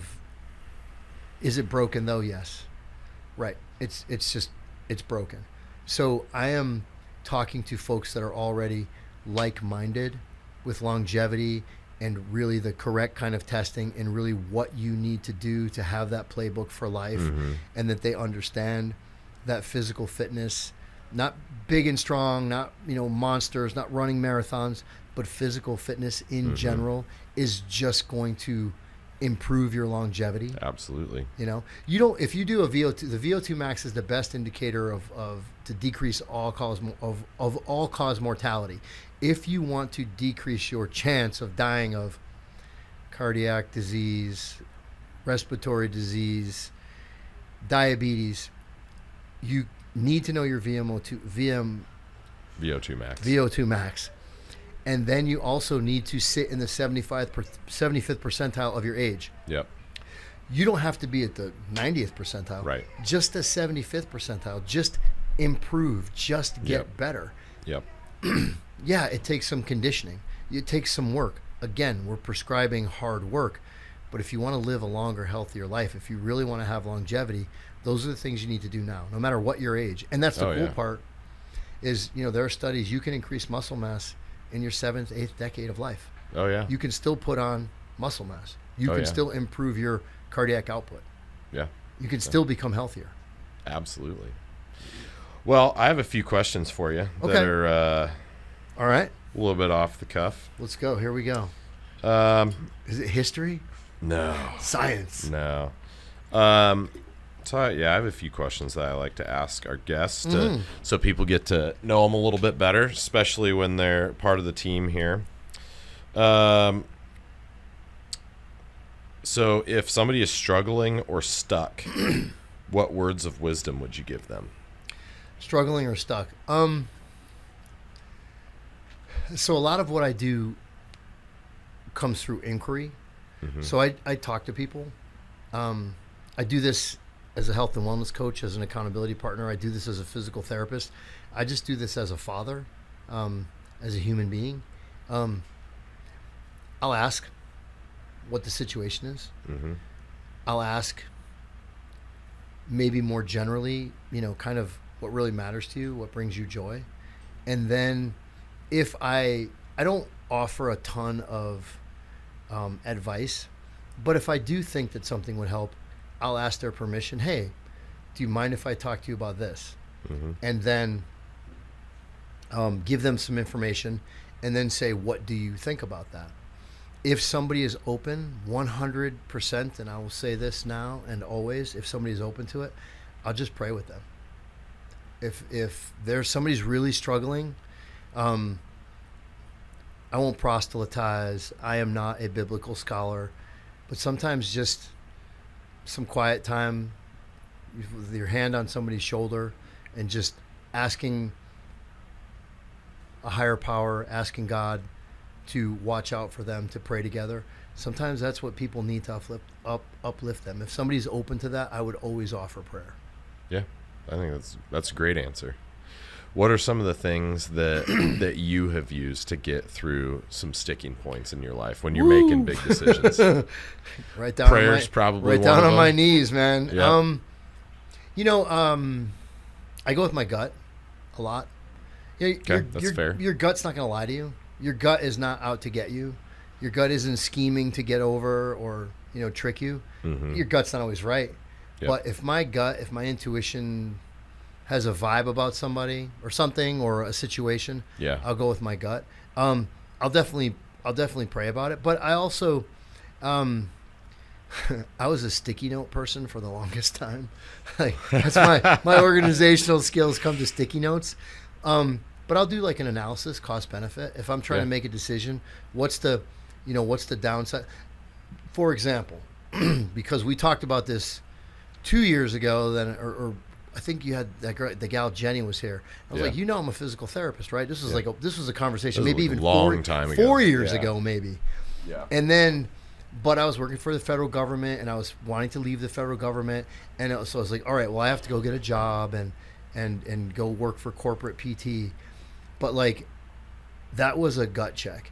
And I watched and saw and met a few people, and I was like, because you and I met. Yep. And what am I going to do? I'm definitely leaving the federal government. What am I going to do? And then I took that corporate job. It was just part-time. And then I just saw what they were doing, and I called you. I said, nope, let's do this. Because it was it was my own personal integrity check. I had to dig in and say, no, I can't do this. So, I won't blame anybody else. I won't point a finger. I will always be introspective and look at myself in the mirror. If something just doesn't feel right, if I know that the outcome isn't going to be, a solid, I don't mean to sound self-righteous, and I'm not saying that there's any nefarious intent with corporate medicine or any of these things, but I just feel like my decision was I could no longer be part of the problem. I've railed against, corporate medicine and the vaccine, don't get me started, and the whole thing. There's a long story about that. But I had to do a gut check and say, I can't be part of this problem. And I knew that coming here for me, because of the conversations that we've had, I've been here a long time. I've seen how people work, how people train. But just knowing that I could come here and talk about health and wellness in a grander scheme. Right. So it was really just an integrity check on myself. So I will make a list. I'll obviously pray about it. I'll follow my intuition, but I'll just do an integrity check. Is this the right thing to do for your integrity? If you want to, because everybody, you can say that you are that person that has integrity, but you've got to look at that situation and say, is this right or wrong? Thomisian ethics is, I want to go to study, it's online, but it's this university. It's called, I'm going to blank on the name. Anyway, it's in Connecticut. It's for priests to go, but you can go there and take some classes online. And I want to take Thomisian ethics. So it's St. Thomas Aquinas. St. Thomas Aquinas thought, he surmised, he argued that we are inherently born knowing the difference between right and wrong. Mm-hmm. So as I've gotten older, I definitely have more of a spiritual side, but I check my integrity.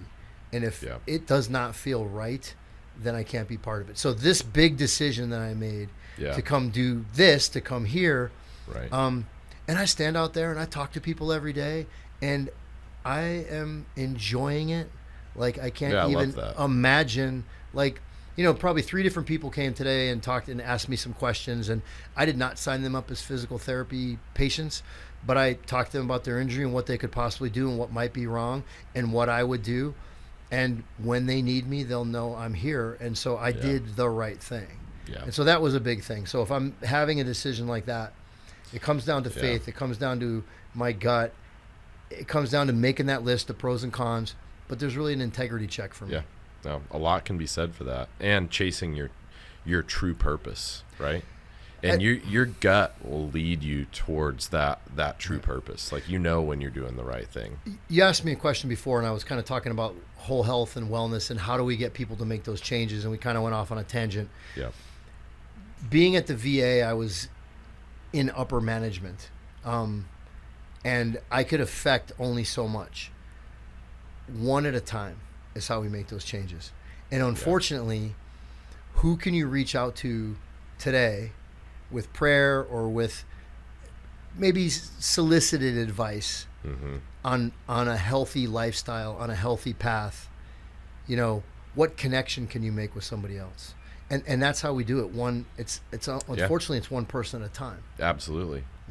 Yeah. No, I love it. Great answer. Okay. So far, I'm doing all right. Cass, doing all right.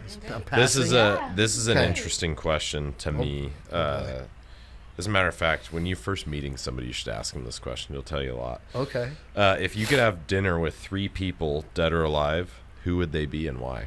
Oh my. Well, Jesus. Yeah.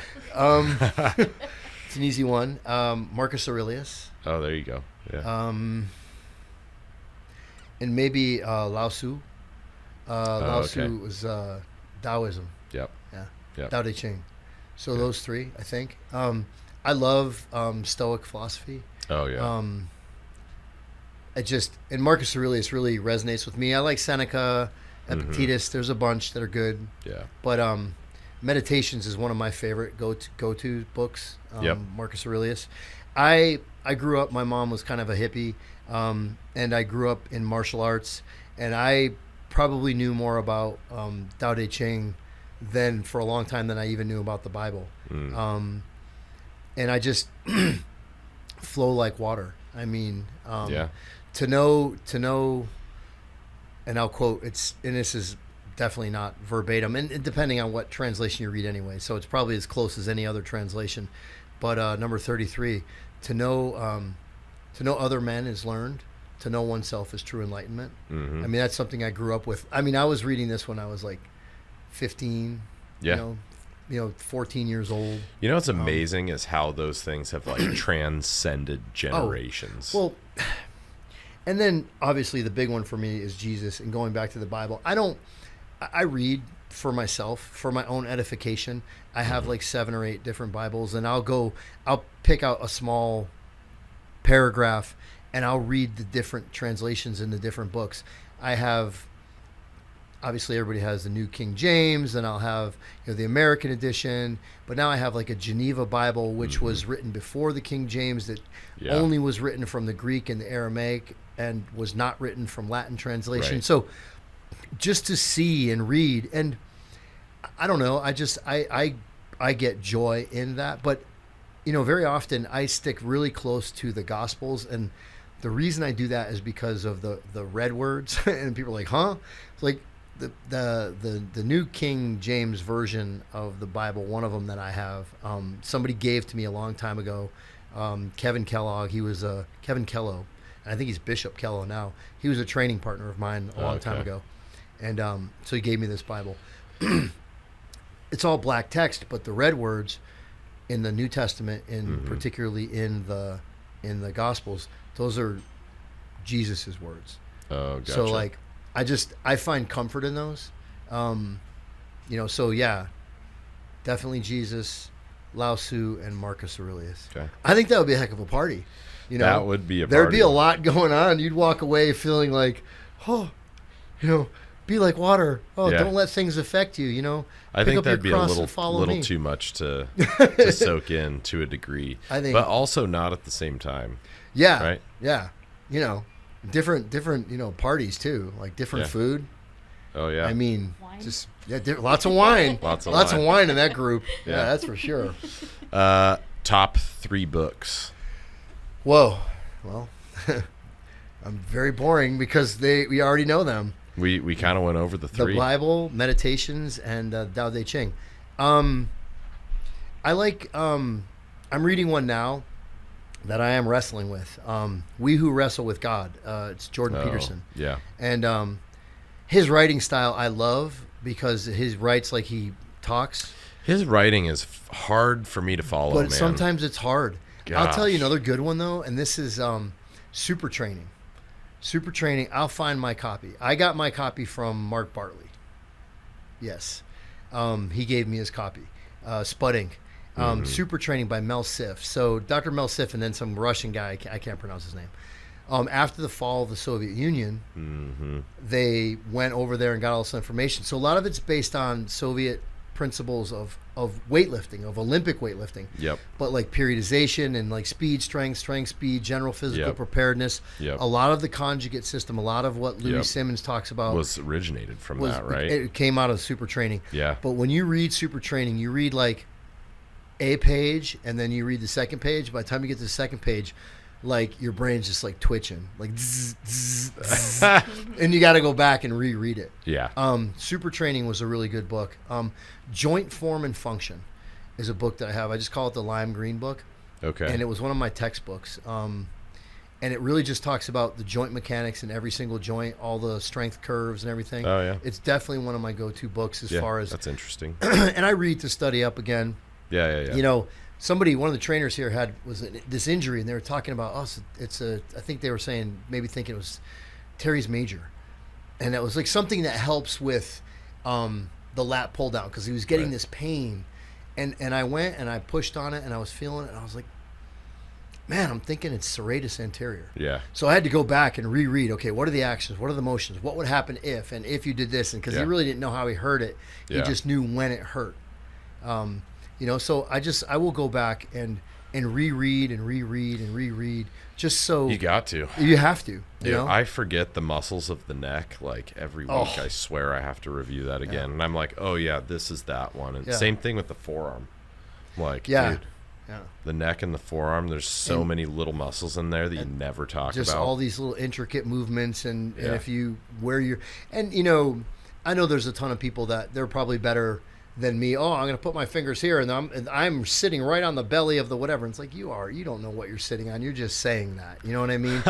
Whatever. But, maybe they do know. I don't know. Maybe they have magic hands or they have like their ultrasound fingers or something like that. But, but I always am rereading and reviewing. So I do that with my craft. Yep. I do that with, my belief system. I do that to try to continue to have a positive outlook, because like you asked me before, if somebody came to me and they were hurting and suffering, and yeah, I might pray with them, but I also might quote Seneca. I might find something that they could lean on. You said this. It's still relevant. Yeah. If it was written 2,000 years ago and it's still relevant today, and there's not some advice that's better, some cheeky little saying or whatever, it is still relevant. Yeah. You know, because the human condition, yeah, we've got phones and we've got lights and we're doing podcasts. You know what this is? This is just oratory in the public square, right? You know, Socrates had people in the public square, and they were just talking about math and science and whatever, and life in general, and how to live a good life and how to treat one another. That's what we're doing. Absolutely. So, but now instead of being, 200 people as the audience, you have an unlimited amount of people. Yeah, you never know who's listening. Right. Who knows? Yeah. Okay. So we're gonna touch on. Actually, I have one more question before we get to the other one that I'm excited to ask about. Okay. Top 2 movies. Woo! All right. It's pretty easy. The Outlaw Josie Wales. Oh, that's a new one.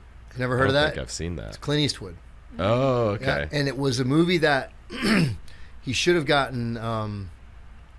He was up for Best Director Academy Award, but he didn't get it. Awesome movie. There's a scene in it where he meets 10 bears from the Comanche tribe, and they have this conversation, and it's like classic, you know. He's like, I love a good Clint Eastwood. Oh man, I'm here to live with you or die with you, you know.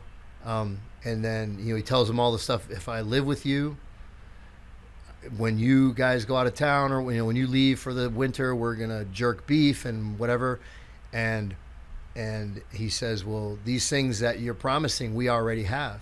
And he goes, yeah, I'm not promising you anything extra. I'm just letting you live, and you're letting me live. So it's just about that respect that people, and this back then, that, people had with the land, that people had with each other, and that you could live in a community and not tear each other apart. So it's just definitely one of my favorite. Powerful stuff right there. Powerful movies. And there's another line in it that said, he kills some guys because he's a gunfighter or whatever.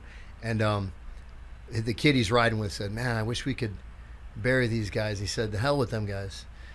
Buzzers got to eat same as the worms.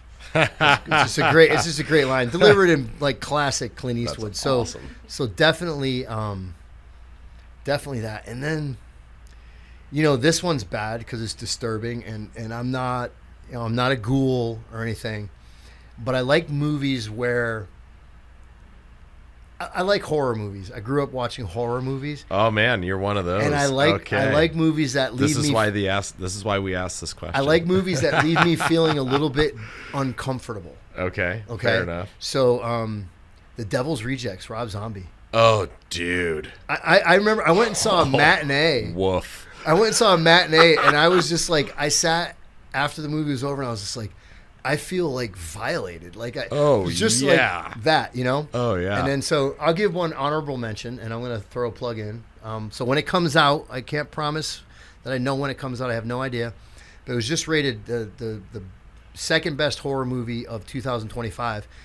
It was only released in industry and in special screenings and festivals. Oh. And I went and saw it up at the Toronto International Film Festival. And the movie is called Obsession. It is a horror movie. And when that movie was over and through the movie, I had like spine tingles. Like I was yelling at the, don't do it. But the reason it's going to be awesome, and the reason you all need to go see it, is because it stars this young man named Michael Johnston. That is my son. Oh, really? Yeah, he's famous. Yeah, he's famous. That's awesome. He's definitely taken my name and run with it, a little kid. But yeah, he stars in this movie called Obsession. And like I felt like his performance was so awkward and so weird and so just unusual that it made the movie. There's a lot of, and I like jump scares. I like when they get me, when you're like, and you're like, I just laugh because I'm just like, because it's emotional. It's like an emotional, Oh yeah. Yeah. So, are you a Poltergeist fan? Yeah. That's like an OG. Oh yeah, I remember seeing that. I went to that, and just that little girl. She was so frightening. And I think the thing I remember about that was when the guy, one of the guys that came with the videographers that were going to say, they were talking about, we had this car, it moved like just a few inches, and we got it on tape. And they go into the room and all the stuff's flying around, and that's one of the guys, and he's looking in the mirror and he sees bugs and he rips his face off. But then the mirror clears up and he really didn't do it. But that was just so like, dude, man, so gross. Nuts. Yeah, but like The Exorcist. I mean, come on, it's a classic. The Exorcist. Or little kids, like the original Omen. Oh, dude. With the little kid, that little kid was so scary. Little kids freaked me out when they're scary. So that little girl was a trip. Yeah. Oh, dude, a trip. One of my favorite, actually, I'm not a big horror movie person, which the only reason why I've seen any of them is my mom and both my sisters are like horror film fans. Junkies, oh my God. Oh, that's so cool. And I'm like, oh God, why would you watch that? But anyway, Pet Sematary. Oh, right. Dude. Sometimes dead is better. Sometimes dead freaking is Herman better. Munster, man. Fred Gwynn. Oh, man. That was so rough. That was so, that little kid's running and you just knew. I read Stephen King books. I remember when, what was the one that was on TV? Salem's Lot. When I was a little kid watching it. Had the guy from Starsky and Hutch in it, David Soul, I think. Anyway, so I read a bunch of Stephen King books. Oh, yeah. Misery. Did you ever see Misery? Oh, that's awesome. Kathy Bates. Okay. Oh, you got to. It's a Stephen King book, so it's kind of horror, but not really horror. But Misery is a classic. Oh, dude. Yeah. I just remember watching Pet Sematary, and when they slit that dude's Achilles tendon. Oh yeah. Oh, that was horrible. I was like, that was awful. Oh no, this. I was in that movie awful. Hostel. Remember that Hostel? Oh yeah. When that guy was getting up from the chair and they slit his tendons. Yeah. That was bad. It's just so bad. So bad. Well, I mean, that was in an episode of. Did you ever watch like the Viking stuff? You ever watch like The Last Kingdom?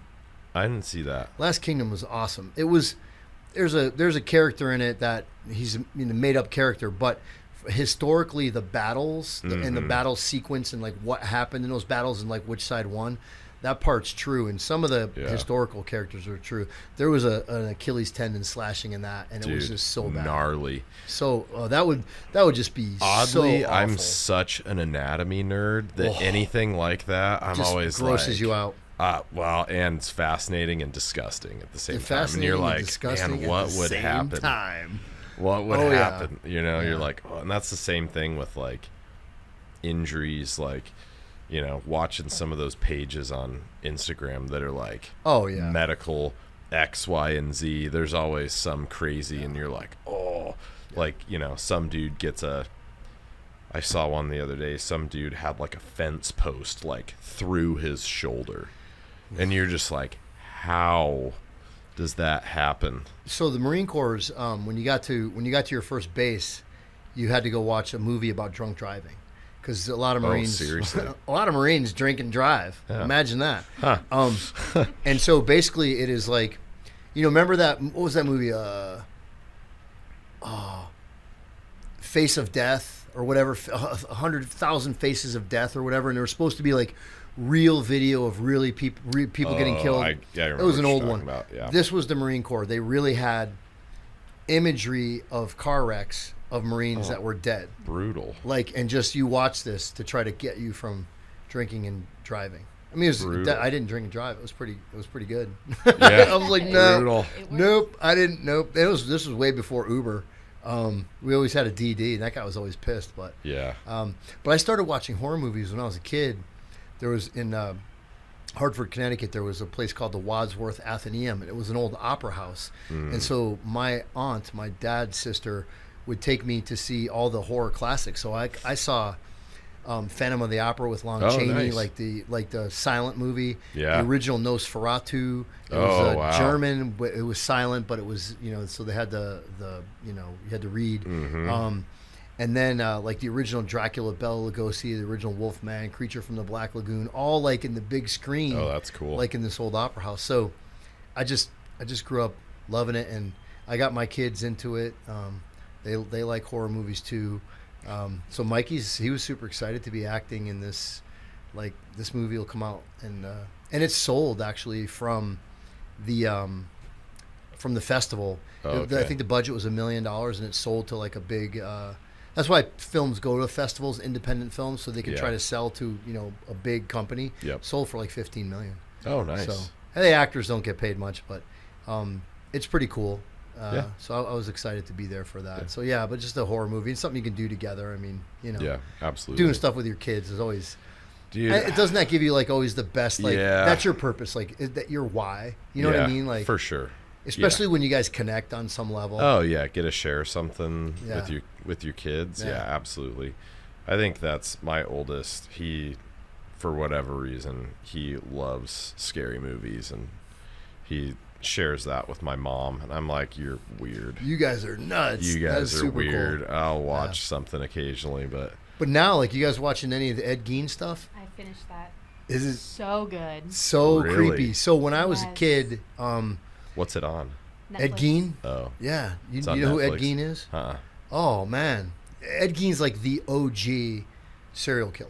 Oh, so I got. He only killed like supposedly like two or three people, really, but he was a grave robber and a ghoul. So, Psycho, Texas Chainsaw Massacre, Silence of the Lambs, and so many others are all based on what they found in real life in his house after his mom had died. Get out of here. Like that's the guy where like the lampshade is made out of skin. Oh, that's Ed Gein. But I was I don't know, I was like 15 or 16. I must have been 16. My buddy Aaron Stone's mom, she was a stoner. He was a stoner. We were all stoners. Yay. But she had this book called like something Diary or Mad Men and Maniacs or whatever. And I read Helter Skelter that summer, and I read that book. And that had the story of Ed Gein. And so I had this girlfriend that I didn't drive yet. So she would come over and hang out, and then I would walk her home. And so her and I we would walk through the golf course to get to her house. But sometimes after I read that book on the way back, I'd drop her off and I'd be walking back home. And it was like 2 miles to walk home if I went around the golf course, or I could go through it. After I read that book, I would get to the edge of the golf course, and I'd be like, yeah, I think I'm going to take the long way around. There was a couple of nights where I literally was like, I swear I could see them. Like, they're out there. Like, and I was reading about Ed Gein and some of the stuff he did. But, I don't know what they did with makeup or how he pulled it off, but Jax from Sons of Anarchy? Yeah. Good-looking dude, buff guy. He's playing Ed Gein, and Ed Gein was this little freak. Oh, but like he just starved himself. He does such a good job. He lost like 30 pounds. Oh, Jesus! They still had a butt shot of him, and he still looked pretty good. They always do, and that's why I watched it. Yeah, that's the only reason. I don't like scary stuff, but it was good. Yeah, that first episode. That was like take it off the record. That must have been like 90 seconds. That wasn't like a quick. It was a butt. couple times. Yeah, I know. Oh man! And they went back to it. Dude, what's funny is the only time that I've really felt creeped out as an adult, like actually creeped out, I was in Chicago, Lombard, Illinois, for USA Powerlifting Nationals. This was gotta be 2019, probably 2018, 2019, something like that. Anyway, the hotel I was staying in was like just quote unquote down the street from the hotel that the event was in. Sure. Yeah. And you could take the long way, which was on kind of a main road. There wasn't even really sidewalks the whole way, so you kind of had to, it was a little sketchy. Or you could take the short way, which was through a school that had been shut down. I think it was an old university that had been shut down for a few years. And I'm telling you, like, I don't get the creeps, really. Like, I spend a ton of time out in the woods. Like, whatever. I don't care. I'll walk down a dark alley. Doesn't bother me. Dude, this gave me the creeps. Boarded up buildings are a trip. Oh, dude. There's, like, windows there's people shattered. Like, all this. I'm like, dude, I'm going to get, like, just there's going to be some homeless person running out Cannibalistic here. humanoid underground dwellers. They're Yeah, gonna drag with you a away. bottle broken, just running after me. Like, you know what I mean? Anyway, One of the movies my son and I bonded over, because I might have shown them Night of the Living Dead when they were still young. But when 28 Days, and I've watched it now. 28 Days later, now it's kind of lame. dude, But that's Fast good. Zombies. That's good. Fast Zombies were a trip. So another one, 28 years later, Yeah, just came out like did not you see too it? long ago. No, was it? Horrible. Oh, damn! Oh it. my god, dude! Because It's 28 Days Later was awesome. Yeah, and 28 months later was okay. 28 years later, they've got. I don't know how to explain it, but the Power Rangers. That's all I can say. Oh, like the putty guys? No, Power Rangers, like the tracksuits. Oh, The different colored tracksuits. There's Oh, these nice. like at the end of the movie, at the beginning of the movie, and at the end of the movie, it portends that there's going to be a spin-off of this Power Rangers, people in Adidas tracksuits doing wild kung fu fighting zombies. It just got weird. That rubs me the wrong way. Yeah. 28 Days Later was the Fast Zombies. Dude, was epic. freaking awesome. Epic. Awesome. Yes, so good. Fast Zombies were just so bad. Game changer. And I don't like those types of movies especially Yeah. either, but that movie's awesome. I mean, there's a story, Oh yeah. what happens, the returning to when there's no God and there's no law. What do men become? Do we go to the law of the jungle? The strongest survives. I mean, what happens? Or do women fall back out of a place of reverence to just they have no rights? I mean, so there's so much even political commentary in that, and how people think they're doing the right thing, but it ends up being the wrong thing. And then what is science doing? COVID. Hello. What is science doing behind closed doors? Dude, that makes me think of what's Rage. that? I Am Legend. Oh, Right, yes. of course. Oh, dude. Yeah. That's like the creepiest, eeriest start. What, they find the cure for cancer and it turns people into zombies, basically? Isn't that- Vampires. Or vampire. Is it well, I Am it's Legend? like Is It's that- like a monster. it's like a vampire Some kind of zombie thing. some kind of a weird Hybrid. monster. Yeah. But that was a remake, right? Yeah. From was it Omega Man with Charlton Heston? Is that what It it was a different name. I'm pretty sure it was Omega Man, and then they made it with I Am Legend with Will Smith. Yeah. Dude, it's the dog that gets me. I You know. know. Oh Dude, yeah, I hate when they kill the Oh dog. gosh. That's the Can't watch worst. it. Animals, dude. John Wick, when they killed his dog, yeah, Oh, I'm bro. glad he killed all those people. Yeah, he killed absolutely. my fucking dog. 100%. Had the Yeah, they coolest got what they- Mustang ever. Yeah, Dude. they got what they had. They had it coming. They killed They- the dog. That's right. Absolutely. Why would you kill the dog? Dude. Tear the house up, blow everything up, Yeah. shoot the people. Yeah. Don't Yeah. kill the dog. Don't kill the No. dog. That's the worst. Never kill the dog or the horses. Drives me nuts. That's like the beginning of, two of the better series. I should ask the question. Actually, I will ask you this All right, question. here we go. But two of the better series that I've watched, because now it's all about, the series, not the movies, right? Right. But did you ever watch House of Cards? No, Kevin Spacey though, right?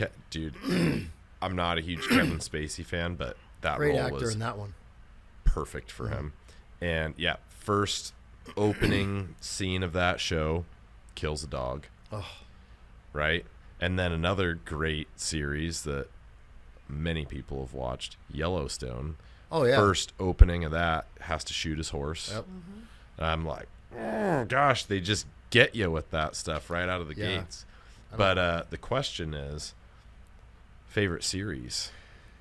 So like Netflix series, Any kind and all? anything. Favorite. Well, you could name a few. I'm just thinking. The Last Kingdom was really good. Story of Uhtred of Bebbanburg, The Last Kingdom. It's kind of like Anglo-Saxon times. It's set sometimes after like the first Viking assault at Lindisfarne in Northumbria. I think I actually started to watch that. Last Kingdom I liked a lot. I mean, Breaking Bad was pretty. I was gonna pretty say amazing. Breaking Bad. Breaking was, Bad, dude. That one Walter was White, legendary. Yeah. that was pretty awesome. I probably should go back and try and rewatch that. I probably will when my kids are old enough. There was a series that they kind of ended abruptly called The Strain on FX. Oh, and I it was didn't see kind of that. like this. It was kind of like vampires, but they were like, they weren't really, and all these old rich people were infecting themselves so they could live forever. Oh, So that, I mean, if I was going to talk movie series, I mean, I did nerd out pretty much on, the Marvel universe from like, Iron Man to. Oh, yeah. Yeah, those You've were. got to. I freaking love those. I mean, I would go, because back before you could go online and get your ticket and pick your seat and everything. Like, I would go to some of those early ones on opening night, like for the Avengers, like the first Avengers. I was in line waiting so I could just get the exact seat that I wanted. I'm waiting in line for. I was probably, I don't know, I must have been 40 or late 30s when that came out. So I'm this 30-year-old man waiting in line to see the Avengers, like just so I can pick the exact seat that I wanted to be in when I saw it. Dude, those were good though. That was before they started adding too much extracurricular. Oh yeah, too crap, much weird. Yeah, too much weirdness. Yeah. And they got a little woke there. Some of the stuff that they they're doing got- on they when got a they're little woke. Disney bought them and all that. Star But Wars went. oh Dude. yeah, That's Right. an epic disappointment. yeah. But although I do like the majority of the Mandalorian series, it's pretty good. Yeah, it's pretty good. It's pretty decent. Yeah. Pretty decent. But are you a Game of Thrones watcher? Game of Thrones. Yeah, loved House it. of the Dragon. I watch that? watched the first. I don't think I watched the second or the third one. Dude, I got through the first one so pretty good, that but book that talks about that, what's the name of that book? I read it. Oh man, I have to look. It's gonna bug. I the keep heck- wondering if they're gonna have if they're gonna do anything with Arya or Jon Snow. But I mean, like the TikTok, it's been a years. few years now. Or Dude. redo the last season. Or of just Game of redo it. Thrones. Just like redo, Yeah, redo. redo. Oh, so it's Fire and Blood, Oh yeah, right. which is like what House of the Dragon is written. all like the based prequel. upon. Yeah. Yeah, so they didn't do the show based off all of Fire and Blood, but like a good. So me being impatient, I had to go back and read Fire and Blood so that I know what's To going to see happen. what's coming up. Yeah, that's nuts. Yeah, Oh, so nuts. we'll have to go check but those good. out. But yeah, Game of Thrones is just amazing. And so when my son was telling me about Game of Thrones, and I was like, I'll get to it. And then he was like, dude, you got to watch this. So I watched. I can't tell you what season was, but I binge watched Game of Thrones. Oh yeah, it's the best way to do I it. got up to when it was during a season, and it was on HBO. Mm-hmm. And so the first episode that I ever saw live was The Mountain and the Viper. Oh, the end of Oberon, the end of got his season head squeezed. 4. Yeah. Yeah, that was the first, Yeah, and I yeah, was yeah. like, "What?" I Yeah. remember, I think it was in the middle of the night. I don't think my girlfriend was watching it at the time with me. I remember yelling at the TV when they killed Ned Oh, Stark. yeah. It's like, what Oh, the yeah. fuck is this? Oh yeah, And- absolutely. And actually, for a time, and it was probably because my son and I watched it together, or even if we didn't live together, I would talk to him about it. Was The Walking Dead, Ooh. the first few dude, seasons? the It was first good, season of yeah, Walking that was Dead good was for the first few awesome. seasons. It Bro, was amazing. in the tank, Oh, it was crazy. that was so good. Yeah, and then And God, it went downhill. It went- when you thought Carl died, not like when he really died, but when you thought he died in that one season, or when they killed Jon Snow. I Oh, remember yeah. yelling at the TV, being like, "What the fuck is Yeah, going yeah. on? This is bullshit. Oh yeah. There's no way he can't be dead." And then they And then a ended the se- show horribly. Well, yeah. And then the next season came out, and he wasn't alive, and he wasn't. Is he gonna come? And then he was, but. yeah. Yeah, I think Last Kingdom was really good. I forgot. Yeah, Game of Thrones was pretty awesome. The Marvel stuff though. So so you're the boss, and you're in marketing. So I'm just gonna pitch this right now. All right, so let's Live do this. pitch. And he's not here to defend himself. He's probably hungry. He's probably dry. He's starving. Zach? No, Oh. Garrett. Oh, Right? So, with this flow, Hulk and Thor next year, oh, bro. come on. Yeah. We have to. Yeah. I've got a hammer. We could definitely paint Garrett green. You know? Yes. Yep. I don't think he would be down for this I year. don't Well, know. maybe he would. I don't Not know. this year. I think he's a little bit beat up right now. Nah, but I it's plan a on being couple- here. My hair's it's going to a- be even longer. It's a couple weeks away. Yeah, maybe. He could still do it. Paint them. Oh yeah. Yeah, you Every paint. crevice. You Oh, just yeah. you spray. Yeah, you get the paint and you spray them. Oh, there you go. Yeah. Yeah. You I could don't just- have to do much. I just got to carry a hammer. That'd be great. I was Fat Thor for Halloween one year. Oh, hey, Yeah, I wore the wig. Had the good to beard. see you, Lebowski. Yeah. That was so funny. Yeah. There's so many good one-liners. Oh my god. Okay, So tell me music. What are you listening to in the gym? You're a Oh. musician yourself. All right, so this is sad. In the gym, I don't listen to anything. Okay, fair enough. No pods. It's like when I hike, when I'm outside, the thing that makes me the angriest, I'm not angry. I feel sorry for those people. If I'm out hiking and I'm like way out hiking, I see somebody hiking in earbuds. Number Oh, yeah. one in Montana, when I was hiking in Montana, you're going to get a bear is coming. That's So, dangerous. A bear is coming. Eventually, they're coming. So take your Yeah. earbuds out. But you just miss a river or a hawk, or you just miss nature. You're missing out on nature. You're for missing sure. it. You do not need earbuds. So, and in the gym, you know, I used to do the playlists for all the big strongman contests that would happen like on the Arnold stage. So it was all like metal and whatever. And but I got so used to like when I went to train at Westside.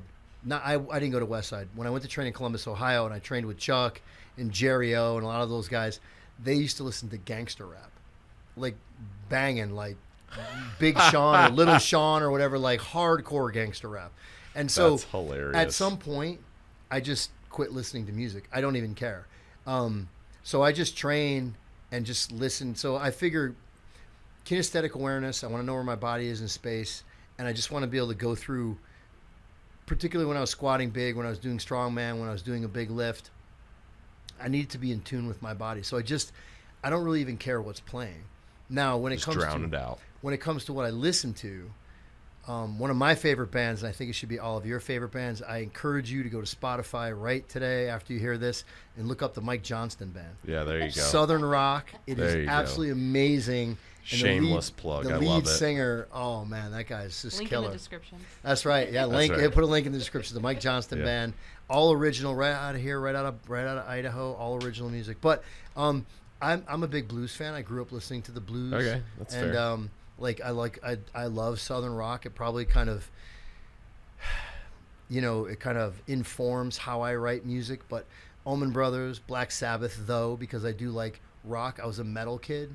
Okay. But when I've always played guitar. I've been playing guitar since I was 6. I've been singing in the back of my mom's station wagon, like the Doobie Brothers and stuff, since I was probably 4. But when I was a kid wanting to play in bands, I played blues because my dad played blues, or my dad listened to blues. I grew up in Connecticut, so there was no country. Really, it just wasn't. It was really regional back then. Country was anyhow.